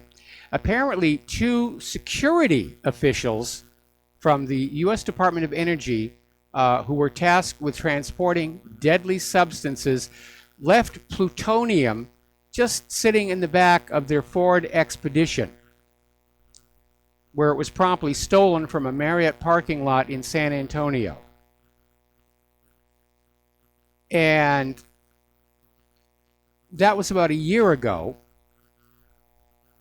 and nobody knows where the material went. Authorities still have no clue as to the whereabouts of where these materials, which could be used to make dirty bombs, have gone to. That is really dumb here. Now, over in my neck of the woods, out at Anahuac Atoll, we have another serious situation. Anahuac Atoll was witness to some 43 nuclear explosions, and they collected up all the debris. They tried to clean it all up, and they buried it in a pit, and they put this concrete lid over it, 350 feet across, 16 inches thick. You can actually see it in Google Earth. And unfortunately, it's leaking. It was a reinforced concrete dome, 16 inches thick, 350 feet across. It's cracked and leaking. So now we got to deal with that on top of Fukushima. All right, let's grab some phone calls. Francis in North Carolina, aloha. Welcome to the show. What's on your mind? Aloha to you both. You mentioned about the cost of fuel or gas, whatever you want to call it, going up because of political shenanigans or who knows what. Can you clarify how much is projected to be going up before I reply any further? It's really hard to say because what Trump is trying to do is to get other nations to increase their output so that there's still an adequate amount of petroleum flowing across the globe. Some are willing to do it. Some are still deciding, making up their minds. Each of these oil-producing nations has to do what they think is in their best interests, unless they're already under U.S. puppet control. So it's hard to predict, but there's absolutely no question that if Donald Trump can convince the entire world not to do business with Iran in terms of oil, there will be a tremendous shortfall because Iranian oil, I mean, that part of the world, the reason it's so strategically important is much of the world's oil, something like a third of it, of our petroleum products is coming out from that part of the world. Now, China has already said they're going to stop buying U.S. crude. They are turning to Iran, and I imagine Russia might as well. Okay. The reason why I was asking because if I recall correctly, during one particular character in the White House at one point before they went and invaded Iraq and so forth, said that, well, we'll have all the petroleum, the fuel that we could ever need, or oil, or whatever the case might be, and so forth, ad nauseum. And during the first or second term of Shrub Jr.'s reign, as it were, I seem to recall that at least here in the southeast U.S., part of the U.S., the cost of fuel or gas, whatever you want to call it, went up to like $5+ a gallon. Yep. And it seemed like it just kept rising and rising and rising until it finally so-called leveled off. Now, the bad humor about it is that my other half made a comment that says, well, you know what, you haven't won the lottery when you can't fill your fuel tank with more than $50. If you hit the lottery, you get the fuel tank full for under $50. And I thought, my gosh, okay, the humor that this dude had was unbelievable. But you know what? He had a very valid point. some people are not able to do that. And at that time, some people still can't do it, even though it's down to, like, depending on where you are in the southeast U.S., can't do it for below $3 a gallon, for that matter, or $2.50 or whatever. So, and this is for, like, unleaded regular gas, not premium or whatever you want to call it, for that matter, a higher grade fuel. So that makes me wonder, when he was planning on doing that, the question is are we going to be looking at another spike in the cost of fuel per gallon because of the shenanigans or whatever that's going on or could be going on? Yes. Yeah. Yeah. That's what everyone's saying. The price of gas and diesel is going to go up. Nobody knows exactly how high, but it is going to go up. And so that's just something we're going to have to deal with. Basically, fortunately, I have... I'm sorry, what again? So basically, you're talking about a barrel of oil going up to $150 to plus $175 for a barrel, compared to being a little over $100. It could. And that's getting outrageous. And the question is, who's pulling the strings on who, and whose pockets are being lined? Well, the oil company executives' pockets are definitely being lined, and I have no doubt that generous financial inducements are being made to the oil ministers of various countries to get them to see things the U.S. way and cut Iran off. But it's a very tricky, delicate situation, but we're all going to be paying for it. We're all going to be paying for Trump's pulling out of the Iran nuclear deal. And we could see gas prices back up, to $5 a gallon again. And it's not that far from it here in Hawaii. We're at about $3.80 a gallon. Fortunately, Claire and I have this little tiny economy car with a little tiny gas tank. And we don't do all that much driving. Well, my dear, tricky, yes, easy, no. Nothing with, as far as the coming out of the desert criminals to the everyday person on the street is ever easy. If it was, we wouldn't be in the pickle that we're in the U.S. True. And with that said, I'm here. Later. All right, thanks an awful lot. We're going to switch over to Don in the Philippines. Aloha, Don. Welcome to the show. What's on your mind? Hello, Mike. Hello. You hear me? I hear you now. Hello. Yeah. Oh, you hear me? Okay. Yeah, I think this is the last gasp for the Democrats. That's why they're panicking. They know if they don't come through with this in the 18 election and the 20 election, they're gonna probably go completely kaput.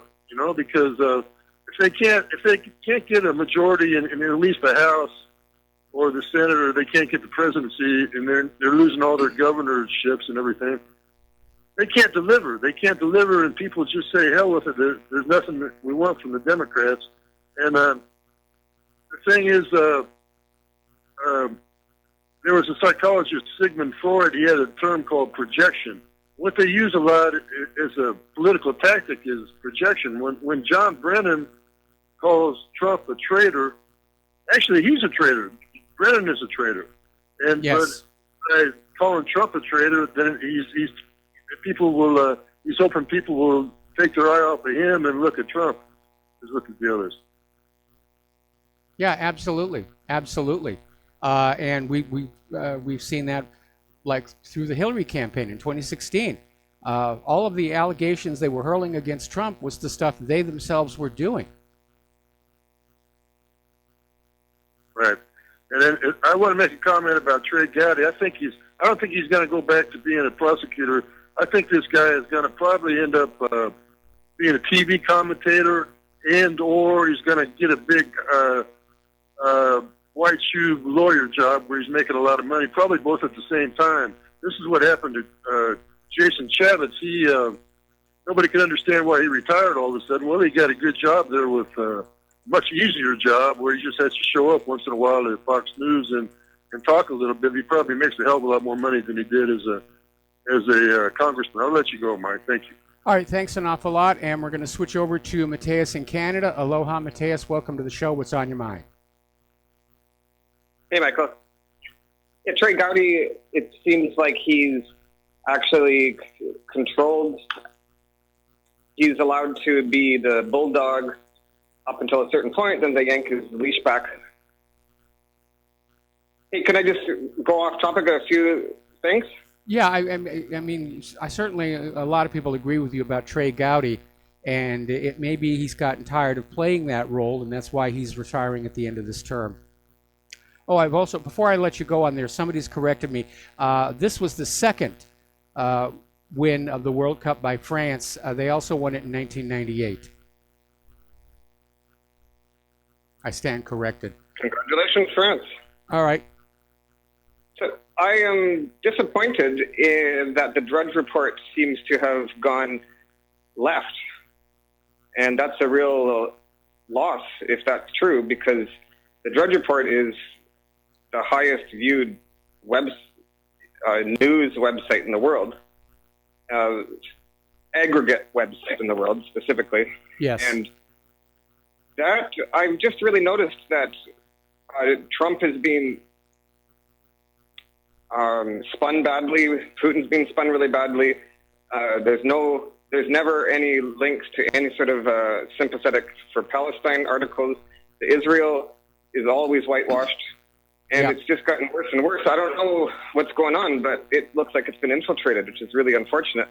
Well, no, actually, Matt Drudge has always had a liberal bias, and Matt and I sort of figuratively crossed swords back during the Vince Foston affair when I came across documentation that did prove that the FBI was fraudulently manufacturing the testimony of Lisa Foster.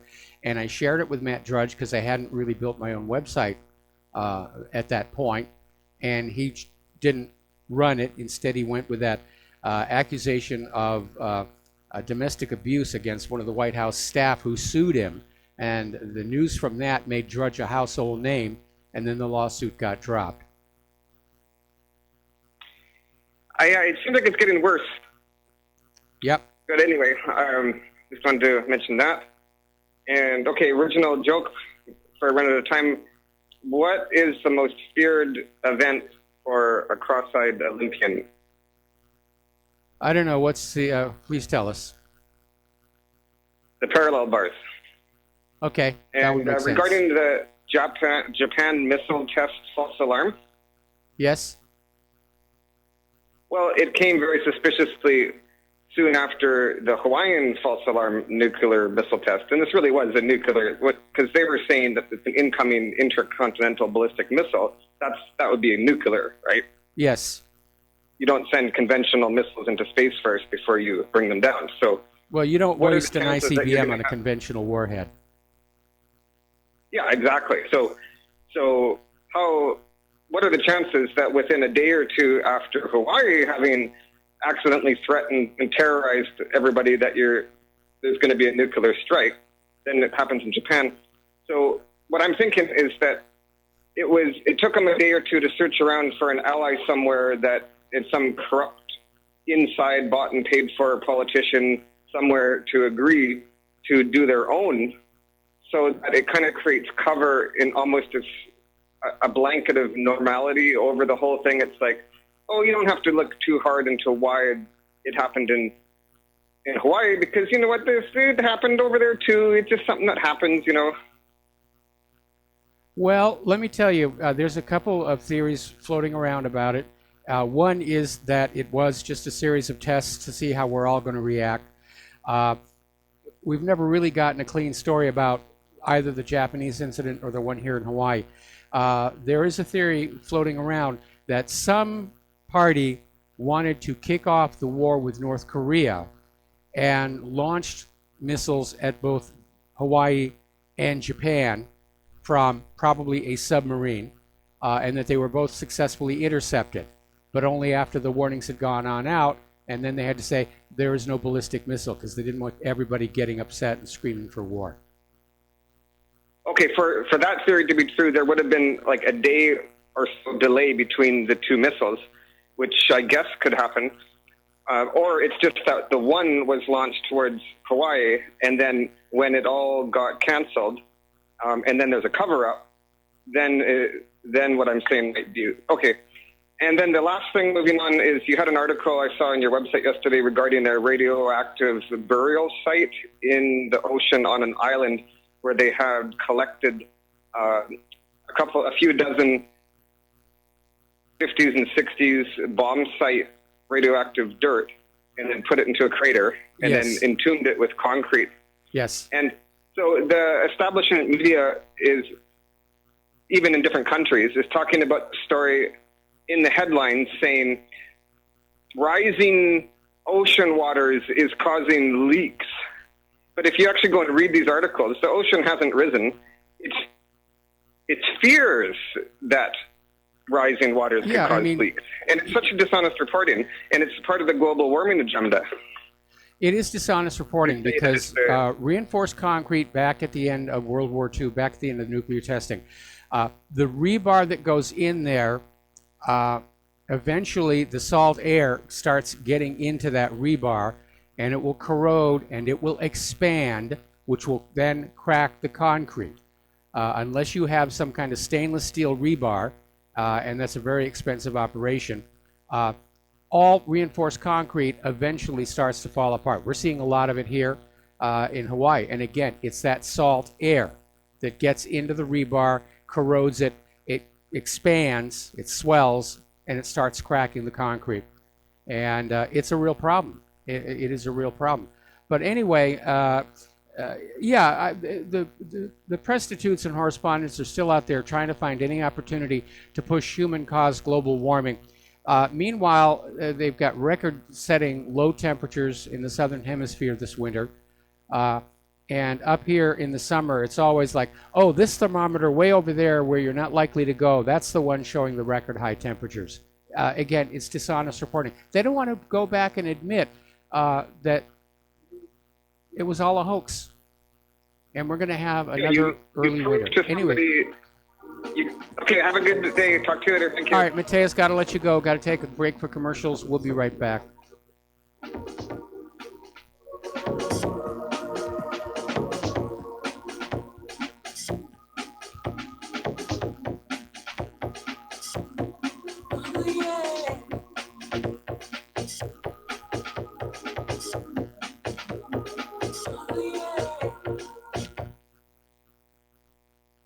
Corporate media dominates the American opinion. Finding independent voices that counter this avalanche is becoming increasingly difficult. With the endless corruption running rampant throughout our government, independent voices are needed more than ever to battle the offensive against our freedoms and liberties. As a listener of RBN, no one understands this concept better than you. Now it's up to you to do your part. The time has come for you to take action and begin broadcasting the truth to hundreds or thousands of people every month. Sound impossible? Quite the contrary. With pointed slogans from LibertyStickers.com, you can reach countless sleeping Americans unaware that they live in a real-life wonderland. LibertyStickers.com has a huge inventory of political bumper stickers and messages that reflect the truth about our government, our politicians, and the future of America. With so many in stock, there's one perfect for you. Visit us today at LibertyStickers.com. Again, that's LibertyStickers.com. Do your part. Your voice is important. Let it be heard. Extendivite is more than just a heart tonic. Most basic diseases are caused by yeast in the gut and metals in the liver, and we all have a bit of both. The garlic in Extendivite has a yeast-killing effect in the gut while also helping the sulfur enzyme in the liver get rid of the metals. Extendivite just may improve your overall health. Products like Extendivite are the only way we are going to get our society healthy. And if you're waiting for the government and pharmaceutical care to solve your health problems, you're going to have a long, disappointing wait, I think. Extendivite is a complete formula for extended life in the new millennium. 80 can be the new 60. Extendivite is available in capsule or liquid form for just $69.95 for a 2-month supply. To get started, call 1-877-928-8822. That's 1-877-928-8822 or visit heartdrop.com. Extend your life with Extendovite. Hi, folks. CBD is the home run hitter for health right now. Why, you ask? Because of what it does for the body. Unfortunately, I can't tell you all about the benefit. You know, there's reasons. Do your due diligence and log on to ancientlifeoil.com. That's ancientlifeoil.com. Ancient Life Oil uses organic ingredients and is blended in coconut oil. for some of the best benefits. Legal in 50 states and non-psychoactive. Log on to ancientlifeoil.com. That's ancientlifeoil.com. Do you worry a lot whether you're a college student, busy professional, parent, or grandparent? Ongoing stress and elevated levels of the stress hormone cortisol can rob your memory, your health, and your future. Now you can combat the effects of stress and anxiety while improving your memory and recall at the same time with the dietary supplement Calm and Clever. Studies show that the ingredients in Calm and Clever reduce cortisol by as much as 30% in 1 to 2 weeks. Call 1-800-758-8746 or calmandclever.com. If you got the money, honey, we got the bombs. We'll plant 'em anywhere you like and blow up anyone. Whip this world into a frenzy, killing babies, dads, and moms. If you got the money, honey, we got the bombs. If you got the money, well, we won't say we did. And aloha, America. Welcome back to our show here. We're going to go back to the phones. Laura in Michigan, aloha. Welcome to the show. What's on your mind? Hi, Mike. I wanted to comment on your story about the lost plutonium. Yes. If that's a true story, I would think that was some kind of setup, that somebody could steal this plutonium and maybe set off a dirty bomb, because it's been a long time since 911 to get the population scared. I think they need another one, and this would be a perfect ploy to do that, to get everybody frightened, get new laws and whatever.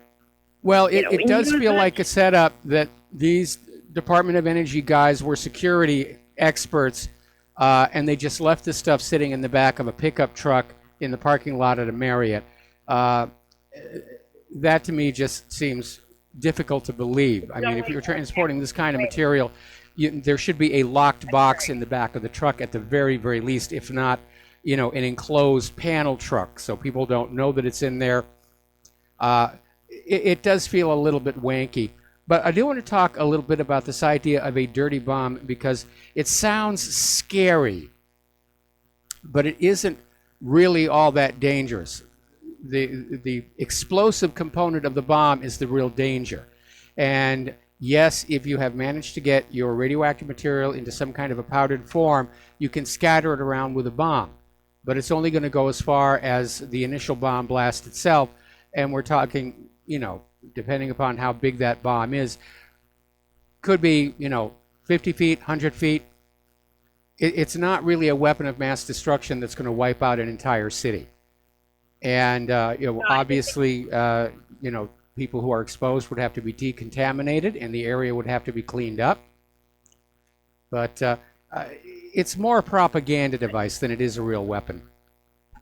Even a small explosion, it would be enough to frighten the American people again into accepting things they normally wouldn't accept. Yep. We may be coming up on that. Well, we may be coming up on that kind of a period here, because the war agenda, they're still trying to push forward.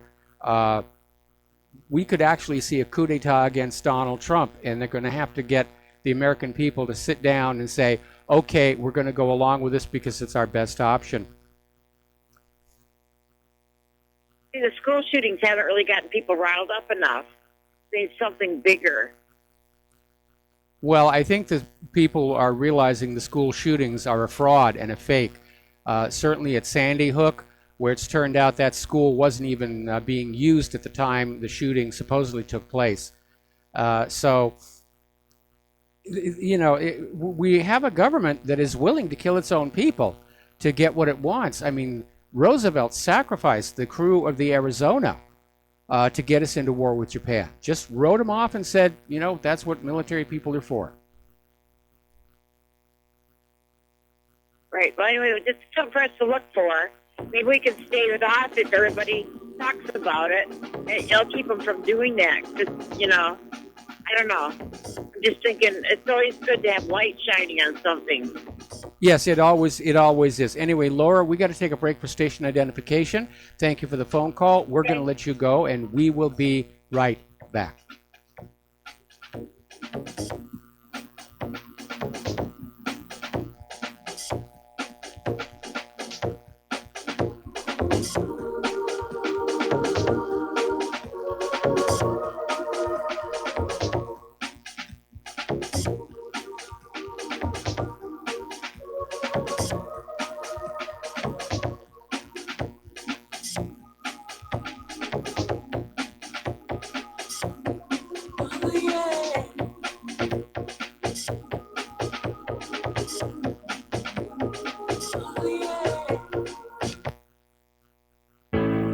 Many people write us about their experience with Extendivite.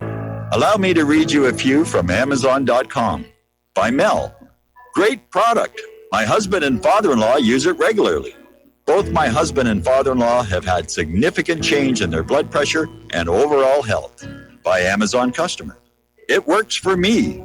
Returned to buy the tincture and the capsules as they were on sale during February. Unlike some other products, this one worked for blood pressure and occasional irregular heartbeat. Extendivite produced noticeable results after just 2 bottles, a 4-month supply. I take Extendivite 3 times a day, every day. I think this supplement has helped with my increased fitness regime and to lower my blood pressure. Tell us your story. Get Extendivite today. Call 1-877-928-8822 or visit heartdrop.com. Extend your life with Extendivite. You're listening to Republic Broadcasting Network because you can handle the truth.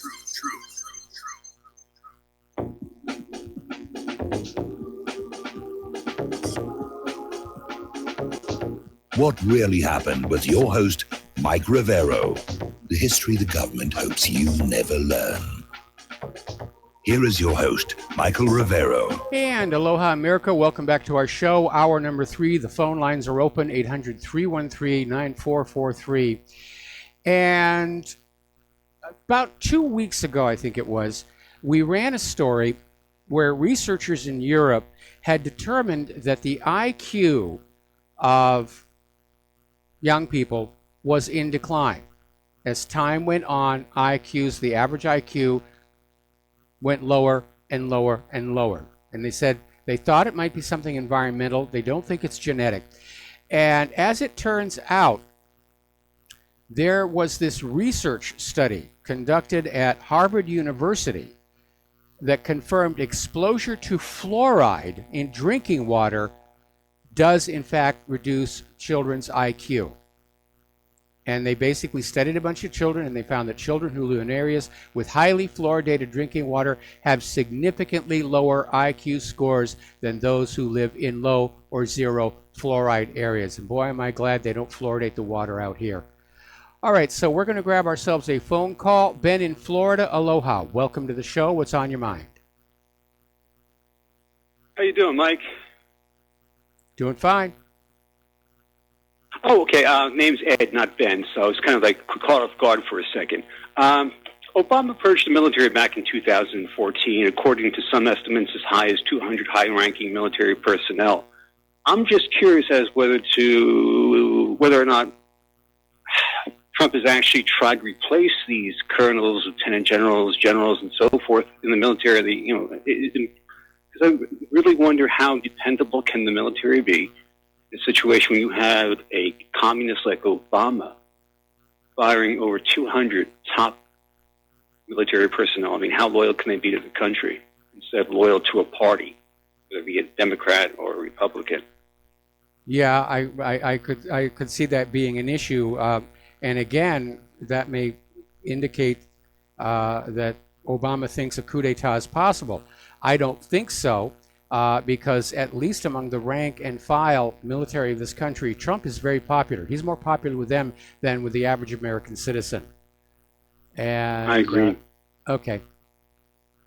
But what concerns me, though, it's not the low grades that actually make the major decisions. I mean, yeah, you can disobey an unlawful order. Yeah, if you want in time of martial law, I don't know what the penalty is, but they did a study back in the 90s how many Marines would actually fire upon American citizens. You remember that survey? Yeah, done it was like called the in Combat 90s? Arms Survey, and it was a test given to all Marines because they're exempt from posse comitatus. And as a matter of fact, I knew one of the gentlemen who took that test out at 29 Palms because after he'd gotten out of the Marines, he came to Hollywood. He was working as a graphic artist, and we worked together on a couple of projects. Really nice guy. And he basically said that their officers, their commanders, had made it very obvious how they wanted this quiz answered. That yes, the Marines would open fire on U.S. citizens refusing gun confiscation. But he said the reality is no, most of the Marines wouldn't do that. They just answered that way because that's what the bosses wanted. And we're talking about men who were in the Marines back in 1994. If we kind of fast zoom to 2018, we have a whole new breed of people who, I mean, you've got a lot of people in the military who really don't care for the country, maybe are in because they can't find a job, having a hard time. It's always been that way, but I don't sense the loyalty that, that they had during my generation or my father's generation. I mean, there were a lot of young guys fighting and dying in wars that I don't believe in. They do. But when it comes to a person or the deep state, I mean, I don't think they would stop at anything to, make military members. Plus, a lot of these people, they have families, Mike? Yes. And, you got to weigh your family versus, do I disobey an order? Because, it seems this deep state will not stop at threatening people and their families. And it just goes back to the military, back to those 200 top generals who probably wouldn't give the order. And they are still in power today. And I don't know why Trump has not replaced them. I mean, I've not read anything, maybe you know more than I do, but have some of them been replaced? No, I haven't heard anything about that. Trump is basically allowing SecDef Mattis to just basically run that department. Like I said, Trump is turning out, at least to me, to be a weak leader, easily manipulated. And I think he just likes the job just because he likes the job. But he's not doing any of the things that he needs to do. He's not doing any of the things that he needs to do to take care of the illegal immigrant voting situation, which will have a direct bearing not only on the November midterms, but on 2020. He is trying to get the immigration problem solved with that wall down on the border, but he needs to get people out there enforcing the existing Title VIII laws and start putting some of these sanctuary city mayors and governors in prison. And he's got to get the election system overhauled completely so that it's a lot less crooked. Now, there'll always be ways to rig elections, but this one is set up to steal elections. And he's got to deal with that. And it's great that he went over to North Korea, and it's great that he went over to Moscow and NATO, and he got to meet the Queen and everything. But his job is really here at home, fixing all these things that are broken. And I'm not seeing them get done. I live in Florida. Long story short, I see a lot of homeless vets out there. Yes. A lot. And what really angers me most is when we take in Somalis, we take in people from third world countries, give them homes, give them free education, and these poor vets. I saw one today, as a matter of fact, missing a leg on 518 in Melbourne, Florida, asking, U.S. military vet, can you please help? I mean, what have we come to when we have to have our vets begging in the streets while we support all these people who hate America and what we stand for? It is a messed up system here. I mean, you look at all the money that we're sending to Israel. I mean, that would go a long way to easing the suffering of our veterans. And not just the veterans. We have millions of Americans. At a time when free handouts are being given to the illegal immigrants, we have U.S. citizens who are going hungry and going homeless. This nation is just so totally out of whack. It can't be repaired. We're just going to have to wait for it to collapse. I think you're right, Mike. Thanks a lot, Mike. Take care. All right, thanks an awful lot. We're going to let you go, and we're going to do a shout-out now to our on-air affiliates who are just now rejoining our network. Getting on back to the science news. Now, Robert Kennedy is supposedly in charge of President Trump's Vaccine Safety Commission, and we don't hear from him. And I imagine that is probably going to be because corporate media loves those pharmaceutical revenues, those ad revenues, and they're not going to do anything to upset the client here. Now, Robert F. Kennedy Jr. has filed the first of what he's calling several thousand lawsuits against agri-giant Monsanto, alleging that its widely used herbicide Roundup causes non-Hodgkin's lymphoma. Now, jurors in San Francisco heard hours of scientific data about the chemicals linked to the disease, which has a high survival rate after 5 years, but which can cause others to become terminally ill. Now, Kennedy, who's also the chairman of the World Mercury Project, said in an interview with Del Bigtree that gardeners, agricultural workers, farmers, and others who are exposed regularly to Roundup are most at risk. And as you know, there's another lawsuit that's just cranked on up where an individual is suing Monsanto because the glyphosate gave him cancer. Actually, my mistake, it's the same case. I didn't realize Robert F. Kennedy was representing him. But this first case involves Dwayne Lee Johnson, a school groundskeeper who was diagnosed with non-Hodgkin's lymphoma in 2014, just 2 years after using Ranger Pro, a Monsanto product that contains the same chemicals as Roundup. Now, his attorney, R. Brent Wisner, told jurors that the agribusiness king knew about several studies identifying the safety risks associated with the products, which have been on the market for 40 years, but did nothing to mitigate them. In other words, Monsanto knew there was a problem and went on selling the product anyway. Now, there's another story here coming out of John Rappaport's website. And this is another one about Robert F. Kennedy Jr., who's doing good work but being ignored by the corporate media. Now, here's the issue. Back in 1986, there was a law passed, the National Childhood Vaccine Injury Act. And it was passed, and basically this was the law that excused vaccine makers from legal liability stemming from unsafe vaccines and the injuries they cause. Big mistake. Now, buried in the law was a provision ordering the U.S. Department of Health and Human Services to update Congress every 2 years on its efforts to improve vaccine safety. So Robert F. Kennedy Jr., head of the World Mercury Project, and Del Bigtree, the producer of the film Vaxxed, filed Freedom of Information Act requests for those reports that should be there for every 2 years. And they waited, and they waited, and they waited. Should have been 16 of them, not like it's a lot of paper to crack. So they had to file a lawsuit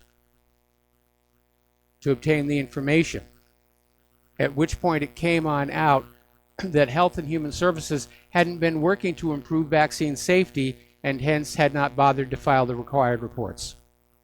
All right, let's take another phone call here. Chris in Tampa. Aloha, Chris. Welcome to the show. What's on your mind?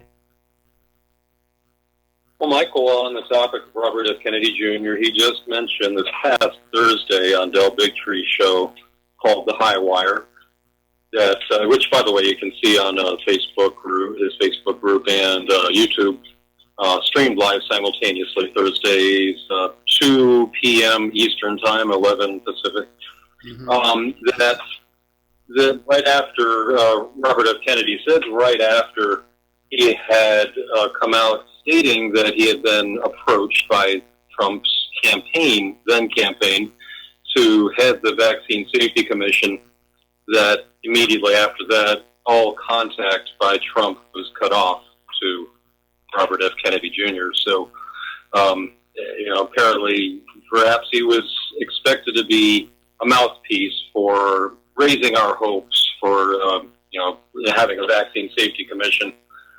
But, I'm glad you just did mention that after 32 years, HHS doesn't have any vaccine safety studies as they're every 2 years required to give Congress.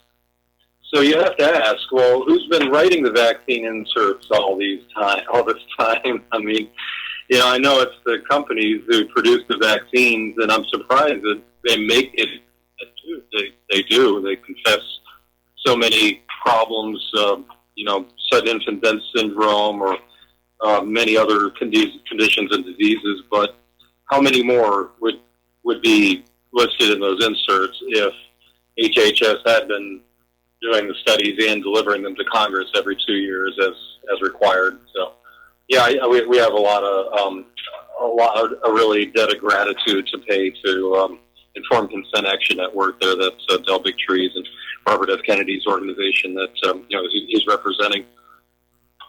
Well, the real tragedy is that every one of those warnings that is in the package insert for any medication is usually the result of a lawsuit or an attempted lawsuit or a definite tragedy where it's happened so many times the drug manufacturers have to put it in there.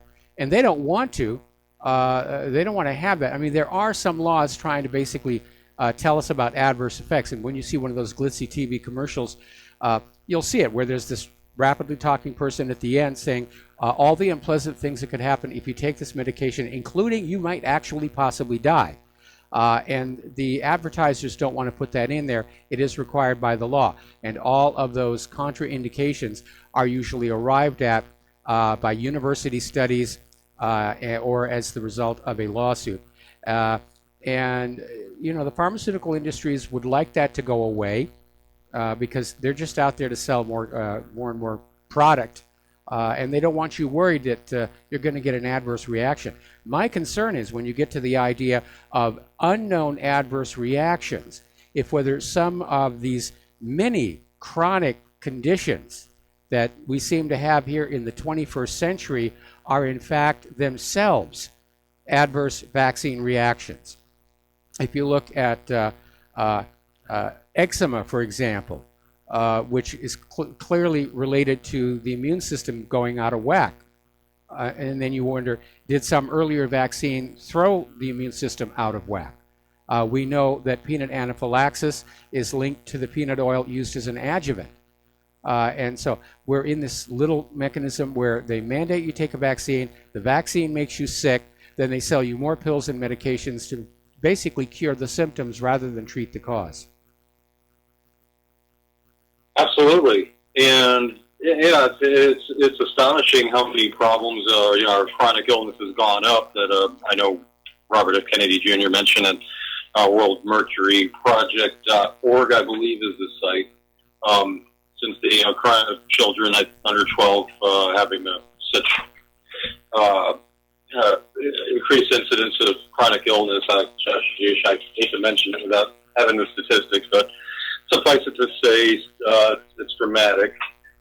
But, you know, it's the proof that autism and other developmental orders are not genetic is the fact that they can be cured, they can be alleviated to some degree.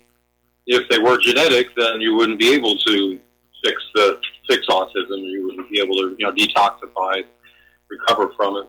Yeah, that's a good point. I wanted to, to give people hope that there are so many groups out there that are helping folks do that. Maybe calcium bentonite clay is one really good way to detox from heavy metals, but there are several others. There's the Andy Cutler protocol and several other items that you can take. I know that'd be a whole other show.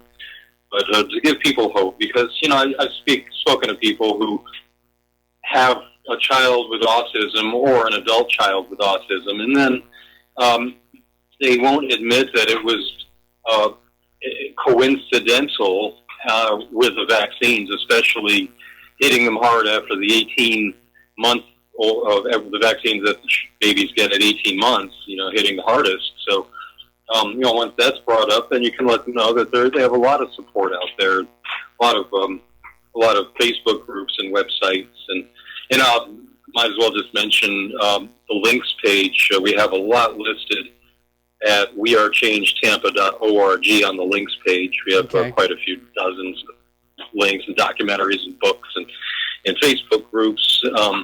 And ICanDecide.org is Del Bigtree's organization. That's ICAN for Informed Consent Action Network, ICanDecide.org. And you can see the information you're just covering under the government page, the government tab, the filings of the stipulation from July 6th, where they settled and HHS admitted that they haven't been collecting data on vaccine adverse reactions for the past 32 years.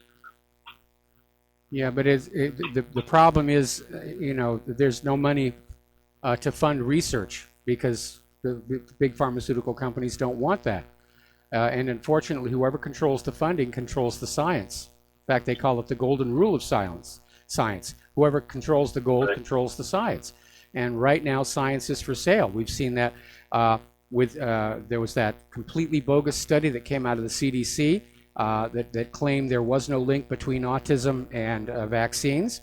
And the lead author of that study then went public and said it was a complete hoax, complete fake. CDC is not a government agency. It's not a charity. It's a private for-profit corporation, and they own something like 57 patents on vaccines, from which they make $4.5 billion every single year. And so, again, the government agencies that are supposed to be looking out for the welfare of the American people, they're AWOL. They think they're supposed to be working for these companies and help them operate as marketing groups. Anyway, listen, Chris, thank you very much for the phone call. We're going to let you go. We're coming up here in a commercial break, coming here down to the bottom of the hour, and we will be right back after these words from our sponsors.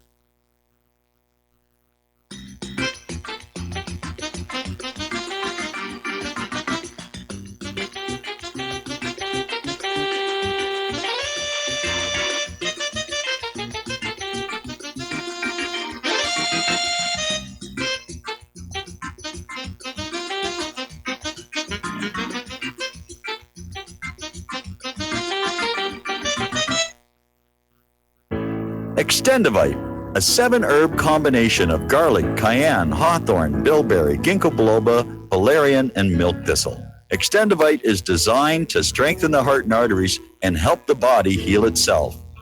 Doctors are not able to explain the improvements they are seeing in their patients' health who are taking Extendivite. People who once needed more pills are now taking less and getting better.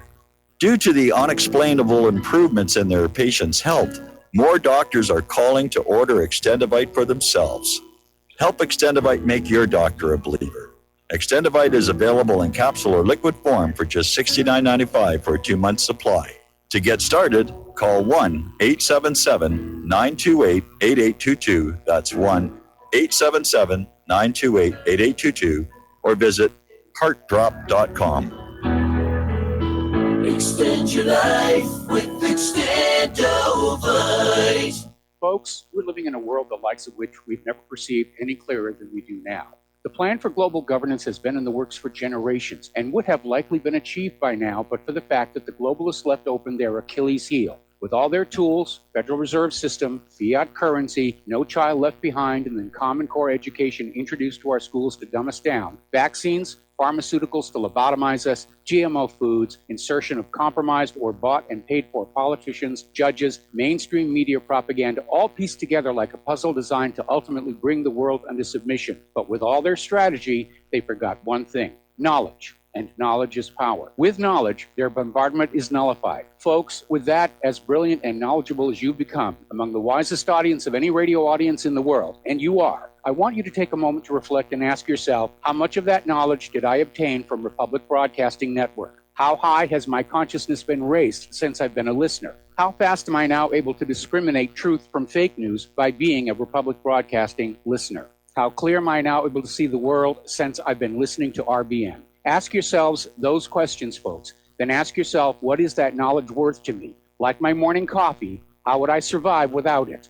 A voice of truth in a sea of lies. Do we not all need to make sure it survives? Like public broadcasting, we are now finding we can only survive with listener support. Censorship, advertisers being attacked, truth itself being attacked. It's the only way through this. We at Republic Broadcasting humbly ask you to become a supporter. Look at your budget and make a determination of what Republic Broadcasting is worth to you and what you can afford on a monthly basis. Go to republicbroadcasting.org and pledge 20, 30, 40, 50, if possible, 100 a month or more if it's affordable. Click the donate button and become a regular monthly donor. Assure both us and yourself that Republic Broadcasting truth will continue to flow like that morning coffee. The network thanks you.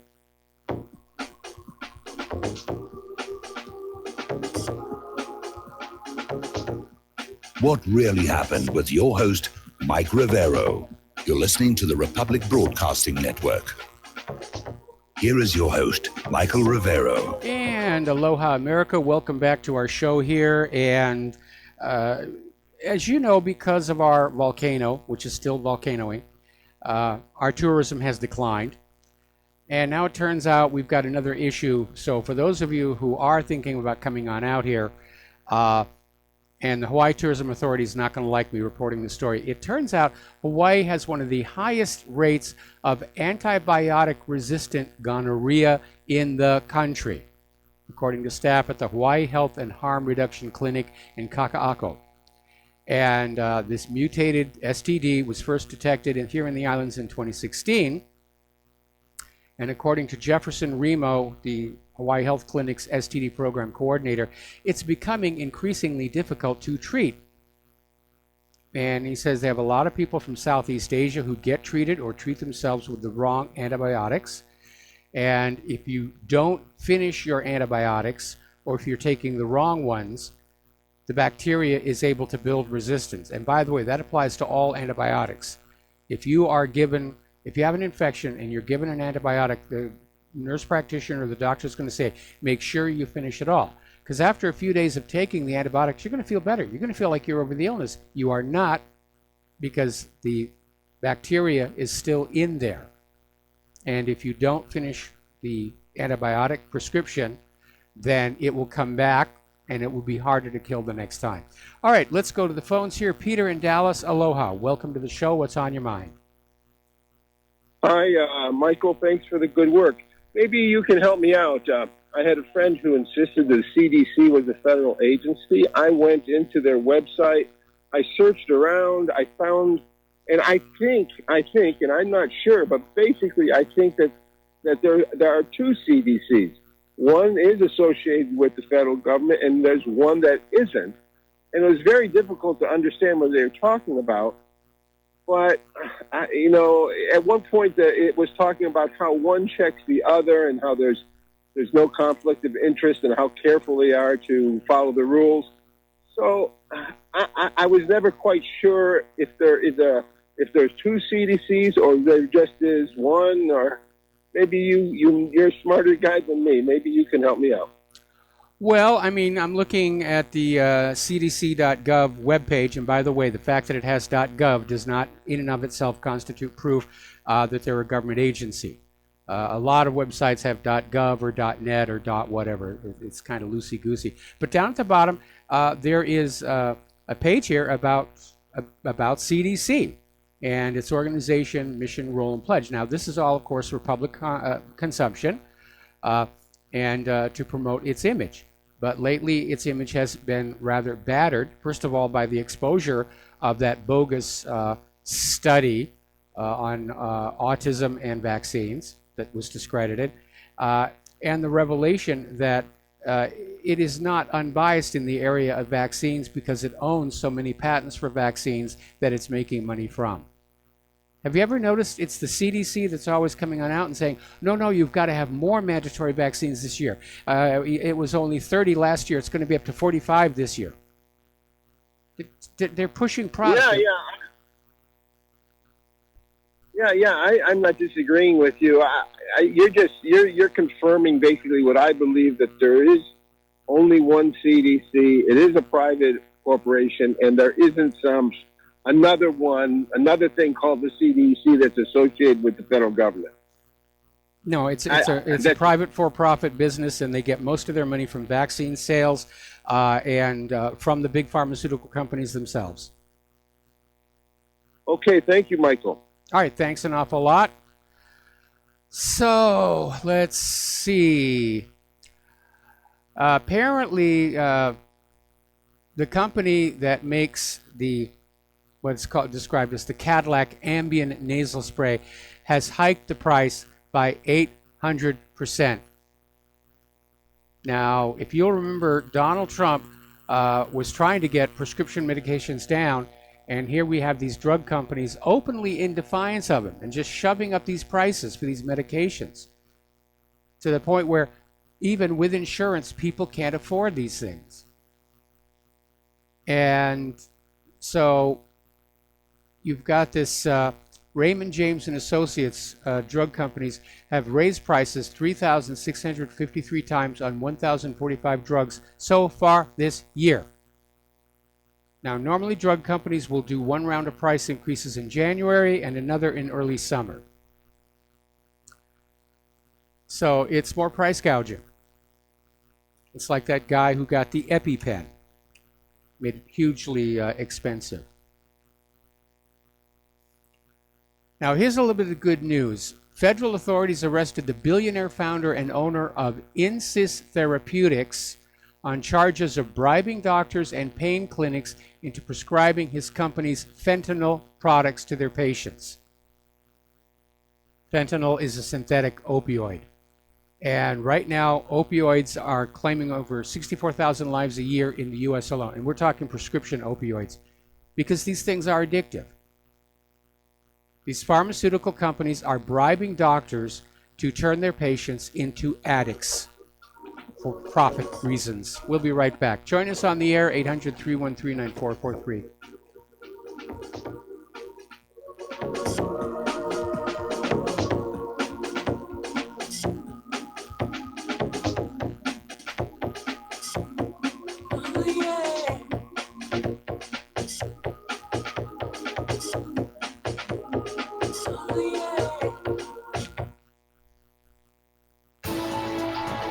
You are tuned in to the Republic Broadcasting Network. Visit our website by going to republicbroadcasting.org.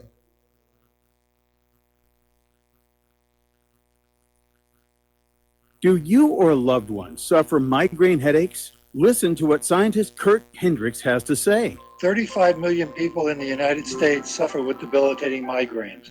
If you or a loved one are one of them, you need to know about MigraLief.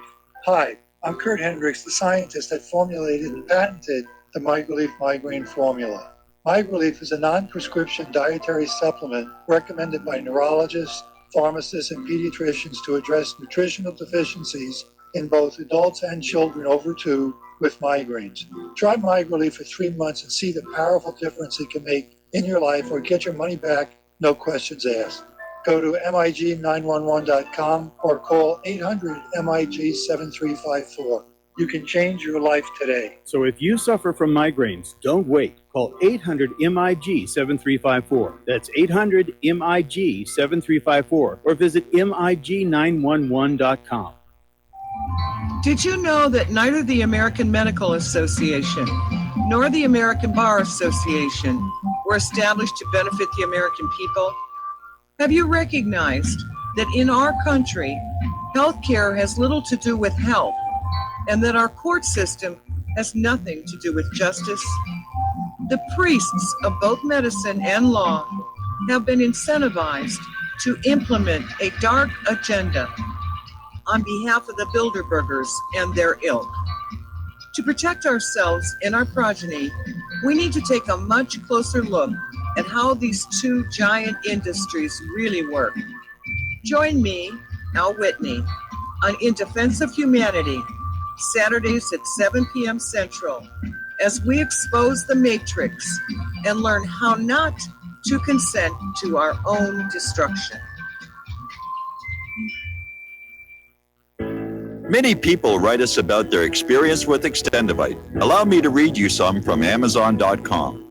This product is superb. I have been taking it for about a year now, and I can feel my cardiovascular system run like a Swiss watch. I definitely recommend this product for anyone that has high cholesterol, high blood pressure, and heart palpitations, A+.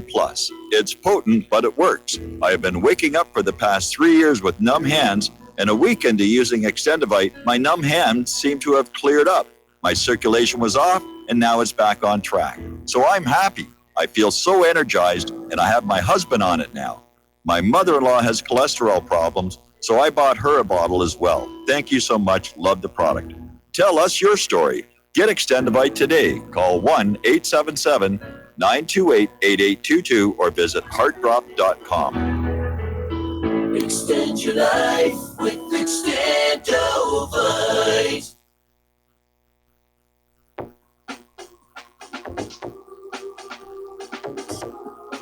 What really happened with your host, Mike Rivero. Join Mike on the air. Call toll-free 800-313-9443. 800-313-9443. And aloha America, welcome back to the show here. And somebody just mailed me a very interesting article, and this is actually from the worldmercuryproject.org, which is Robert F. Kennedy Jr.'s website. And it cites a study that somebody did up in Canada that showed that there is more autism in regions where vaccine coverage is highest. Now, we've been seeing that here in the United States for quite a long time. And I think one of the reasons to make vaccines mandatory is to get rid of that embarrassment that unvaccinated people are healthier. But it's another confirmation. The more vaccines are being used, the more the children are being damaged. But it makes money, and that makes it okay. Got something against capitalism? All right, now. Apparently, the gene editing tool CRISPR is in the news again. As you know, when it first came along, it was found to be making edits in other parts of the gene where it wasn't supposed to. Then they tried to fix that. But apparently, they're still having issues where there are new safety fears over this gene editing tool, because it's causing unwanted mutations in DNA that may prove dangerous, and the degree of the risk has been seriously underestimated, warning researchers. And this is the CRISPR-Cas9 technology, and they've discovered evidence that this tool causes unwanted mutations and is much less safe than once thought. Now, one of the things CRISPR might be used for is to snip damaging genes from children before they are even born, such as those that cause Huntington's disease or blindness. Well, you're talking about gene editing at the point of conception, because once the cells start to divide, you can't go back and rewrite all of them. So we're getting into the age of designer babies. But again, DNA is incredibly self-referential. That's how so much information gets packed into such a little, relatively tiny molecule. And the problem is when you go in and you edit the genome, then other parts of the genome that reference that place that got edited, they will behave differently as well. And as I said, the benign example is the corn stalks on Roundup Ready corn are much tougher than the natural variety, and farmers who are growing the Roundup Ready corn have to get Kevlar belted tires for their tractors, or they'll get punctured. So very benign, low-key example, but it does indicate there's a risk out there. And now they're saying that, well, apparently there was a trial done last month suggesting CRISPR could actually cause cancer by making cells less able to repair their own DNA. Okay, hang on a second. Okay. Somebody called in and said that CDC is a government agency under Health and Human Services, but the line between big government and big business gets blurred under fascism here. The other day we were talking about how the new psychiatric and diagnostic manual had come on out saying that compulsive sexual behavior is a mental disorder. And they're taking just about every normal human behavior and trying to turn it into a disease from which they can make a profit. Now, I remember fondly what I was like when I was in that age, and I liked sex. Nothing not to like about it. I liked it a lot. I don't think I was being mentally ill. I think I was being a normal human male. But now the World Health Organization has stepped on in to say that compulsive sexual behavior is a mental disorder. And they're saying it's on a par with gambling or drug abuse. So, again, I don't know, what they're going to come out with a pill for this? Going to come out with a pill and test it out on Bill Clinton. Okay, getting on back to here in Hawaii, we've had a little bit of a whoopsie. Apparently, there was a tour boat And yesterday morning, they were out off the coast of the volcano taking pictures. And the eruption threw what's called a lava bomb, which is a very large, very heavy rock. And it hit the boat, left a large gaping hole in the roof of the boat, and damaging one of the boat's railings. 13 people were injured. So again, it's beautiful to see, and I invite you all to come look at it, but have the proper respect. It is a live, active volcano.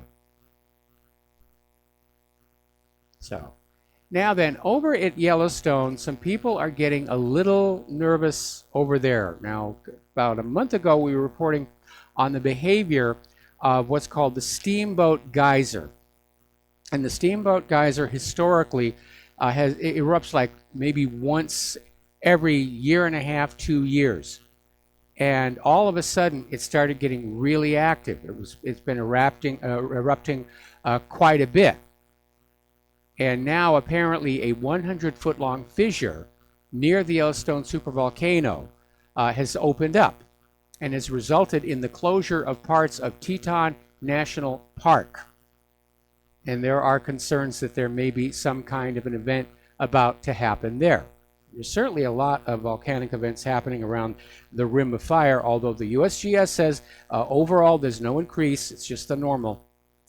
The perception is certainly that the planet is rocking and rolling here. Anyway, so back to Teton National Park. They've issued a statement regarding the newly opened fissure. Hidden Falls and Inspiration Point areas are currently closed due to the elevated potential for rockfall. And that's a very real risk. I remember a couple of years ago when some hikers at Yosemite got hit by a landslide. So it's unknown how long the closure will be in effect. Geologists are monitoring the buttress for movement and have initiated a risk assessment for the area. I remember after the big Northridge quake in Los Angeles, Southern California, and I was driving up in Angeles Crest, and I saw a lot of big boulders that had just tipped forward, and there were big cracks behind them. You know, eventually they had to go on up there and either put them back in place or bring them down here. Australia has been hit with the coldest weather spell in 25 years. And apparently temperatures plummeted on the east coast of Marangaroo to a low of minus 11.1 degrees centigrade. And we're looking at global cooling. Ski fans are happy down in New Zealand and Australia, out in the Blue Mountains. They're happy. It's an epic winter. But they're still pushing that whole global warming. Well, they're calling it climate change now. But they're still pushing the warming because they want to link it to carbon dioxide and tax you for the carbon dioxide.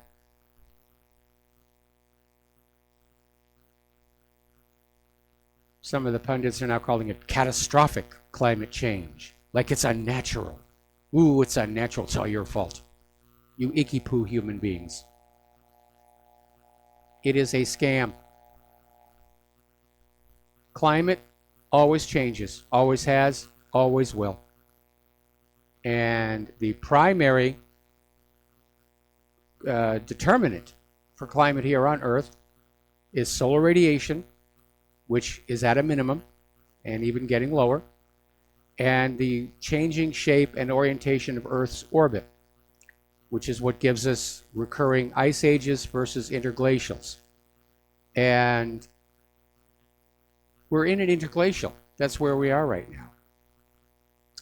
Anyway, phone lines are open, 800-313-9443, and if we could get a few calls in here, I would appreciate it. Apparently, Russia has come out with a new material called a chameleon material, and it's a new form of camo and supposedly can turn helmets and tanks invisible. It's kind of interesting. We have a lot of military here in Hawaii, and I'll see them at the stores and the fast food restaurants, and I'll look at their camos and say, "You do know I can see you in those," and they always laugh. But apparently this material is a little bit more dynamic and going to be rather interesting to see how it all works. So, okay, now, Apparently, over at CNN, Brian Stelter is once again attacking Donald Trump. They're all screaming about him being a traitor. And I got to tell you, the parallels to what's going on with Trump versus what went on with John F. Kennedy, the way they were calling him a traitor for wanting to taunt with the Soviet Union. Kennedy wanted to end the space race. He wanted a partnership between the U.S. and the Soviet Union going to the moon together. And the war hawks hated him for it. So, okay, apparently there's a report coming from Jim Stone. Israel is preparing to attack Gaza very, very badly to cover for Putin's remarks about Hillary. They want the story about Hillary's $400 million gone. So, again, change the focus, change the story. Following the bombing of the barracks in Beirut, Lebanon, and the death of all those Marines, 24 hours later, the U.S. invades Grenada to rescue some medical students. Give the media something to look at other than what they wanted to be there. Remember connoitization? When the U.S. was planning the wars in Afghanistan and Iraq in early 2001, we were all getting Gary Condit. Where's Chandra Levy? Is she still alive? And they just focused on Gary Condit so that nobody was paying attention to the fact that newspapers in other countries were already out there saying, yes, the U.S. will be invading Afghanistan in October of this year. So we were all taken by surprise. If you've never seen the movie Wag the Dog, you need to see it. Even though it's got Robert De Niro in it, and I know he has fallen from grace here. But remember when Monica Lewinsky was interviewed by Congress about the blue stained dress? And she walked out of that interview expecting to find a phalanx of reporters and found only empty steps, because while she'd been inside, Bill Clinton had launched cruise missile attacks against what was claimed to be a biological weapon laboratory in Sudan and another similar facility in another country in roughly the same area. The biological weapons facility turned out to be an ordinary pharmaceutical compounding lab. They made aspirin there. And they sued successfully for the reconstruction of their facility. So you, the American taxpayer, not only paid for the missile that Bill Clinton used, you got to pay to rebuild the compounding pharmacy here. So yeah, it is perfectly feasible that Netanyahu could launch a war into Gaza, and that part of the motive, besides just wanting to get it over with, would be to keep that $400 million story out of the news. Although so far, I haven't seen it on corporate media. So we in the independent media here on the internet, we're going to have to keep that story alive. That was the single most newsworthy thing Putin said, and the American corporate media just ignored it. Just absolutely ignored it. It was a bombshell.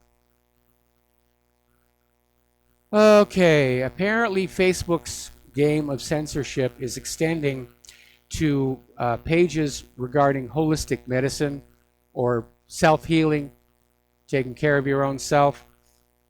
I don't want you to do that. I want you to go to a hospital, go to a doctor, spend money. Spend money. Okay. Apparently the trade war is having a huge impact on the U.S. economy. Once thriving businesses are on the verge of failure, workers are being laid off, and some sectors of the economy are witnessing enormous price hikes. And corporate media is fixated on the drama surrounding the Trump-Putin summit, but the consequences of the trade war are continuing to enlarge.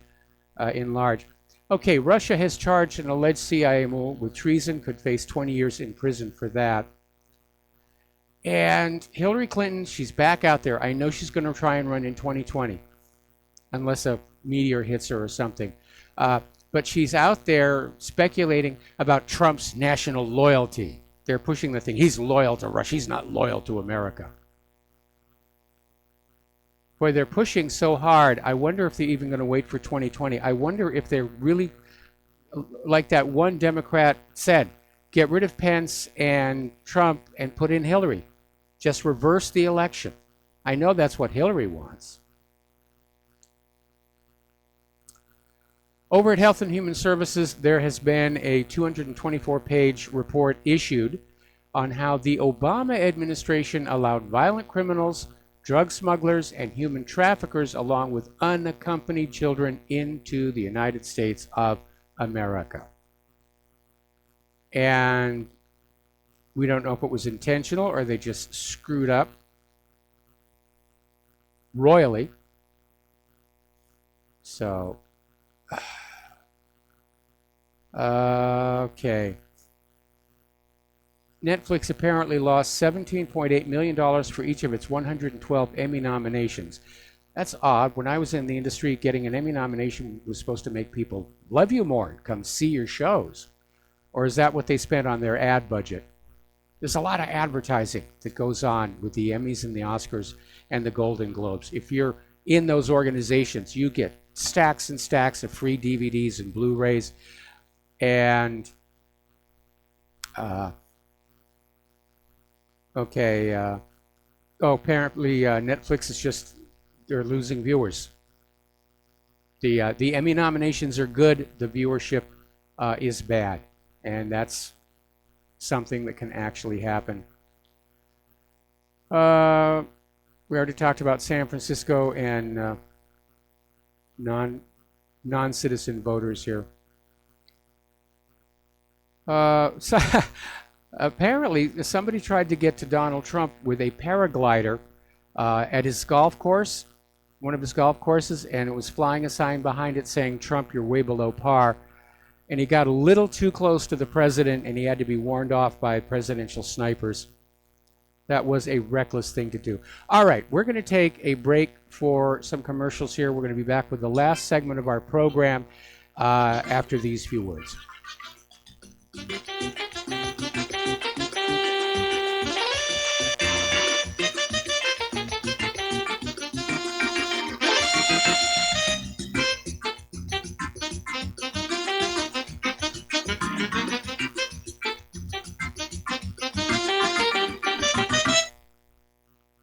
Homeowners, are you in foreclosure, expecting to be served with a foreclosure lawsuit, or suspect your lender has coerced you into an illegal mortgage transaction?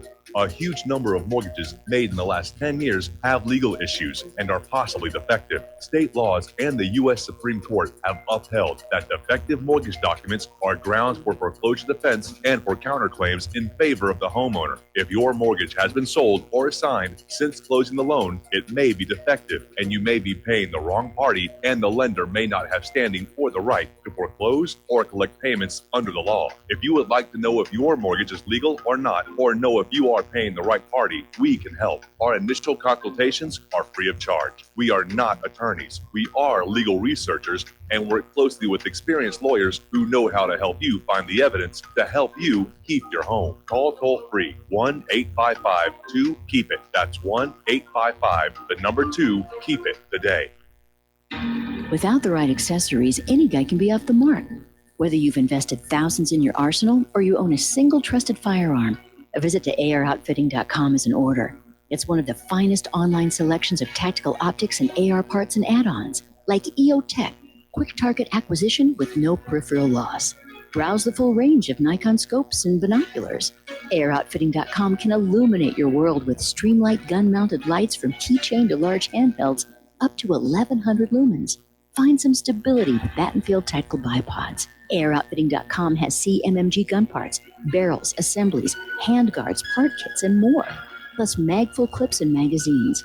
I know I've got you excited, so take a breath.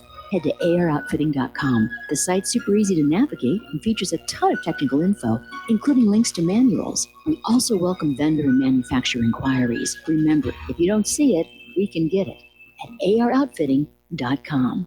Okay, nurse, let's get this man to the ER stat. Right away, doctor. We see this every day. Heart attack or angina pain due to blocked and clogged arteries. Chelation can remove obstructions or blockages from arteries and help avoid painful and expensive surgery. Now there's Angioprim, It's a liquid oral chelation product that you take with juice. You start to feel the results fast. Angioprim increases blood flow all over the body, and that means more energy and strength to take on the day with less aches and pains.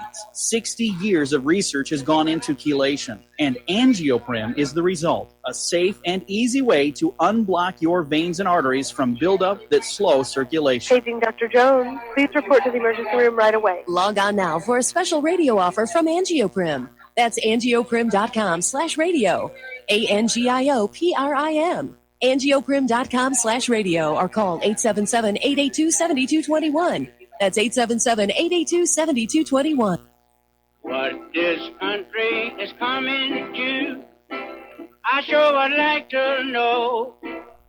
If they don't do something by and by, the rich will live and the poor will die. Doggone, I mean the panic is on. Can't get no way, can't draw no pay. Unemployment. And aloha, America. Welcome back to our show, last segment of the program on this Tuesday. And in looking at this tsunami of propaganda that we are being fed by the corporate media, especially regarding Russia, it's like they're trying to bring back the former Soviet Union. And you listen to the descriptions that are out there. The Western media establishment thinks Russia is still communist, that religion is banned. And that's not true. Russia's in a new renaissance. And that may be why the West is afraid. Because the West, especially the United States, we're in decline. So rather than spend the money and do the work to improve our nation, it's just easier to go and bomb that other one down to where they're worse than us. And that's a terrible way to run a planet here. Now, another story over here. Apparently, Robert Mueller is suspected of giving the Podesta brothers immunity to indict Manafort, and for some reason is hiding this from the public. Apparently, he filed a request under seal, and there are 5 potential witnesses whose identity has not been released to the public. So there's still some skullduggery going on over there. And I'm getting a confirmation here of something that one of our callers said, that what a lot of people are really concerned about is what Donald Trump and Vladimir Putin said to each other in private. Because Putin would have been in a position to share certain information about the inner workings of the U.S. government, which Trump's own advisors are actively trying to hide from him. And I'm sure that Trump probably had some information that Putin would find useful as well.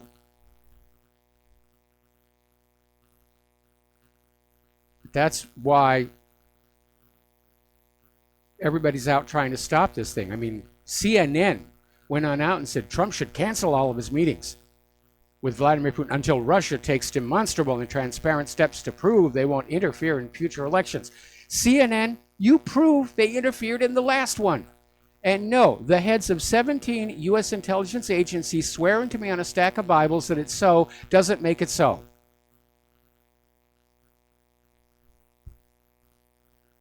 Not after the many times we've been lied to by this government. They're really pushing this just as hard as they can. And finally, as you know, Real Video, Real.video, it's a website. It is a censorship-free alternative to YouTube. I'm going to be moving my show and my videos over to it. They've got a documentary out now, The Deep State Strikes Back, the first episode. There's a link to it, to the page on my main page. And it's a really good look at Spygate and what is going down. And so make a point of trying to see that one. Anyway, there's the music. Time for me to get out of here and get something useful done with the rest of the day. Please stay tuned for John Stedmiller. I'm sure he's going to have lots of interesting things to share with you.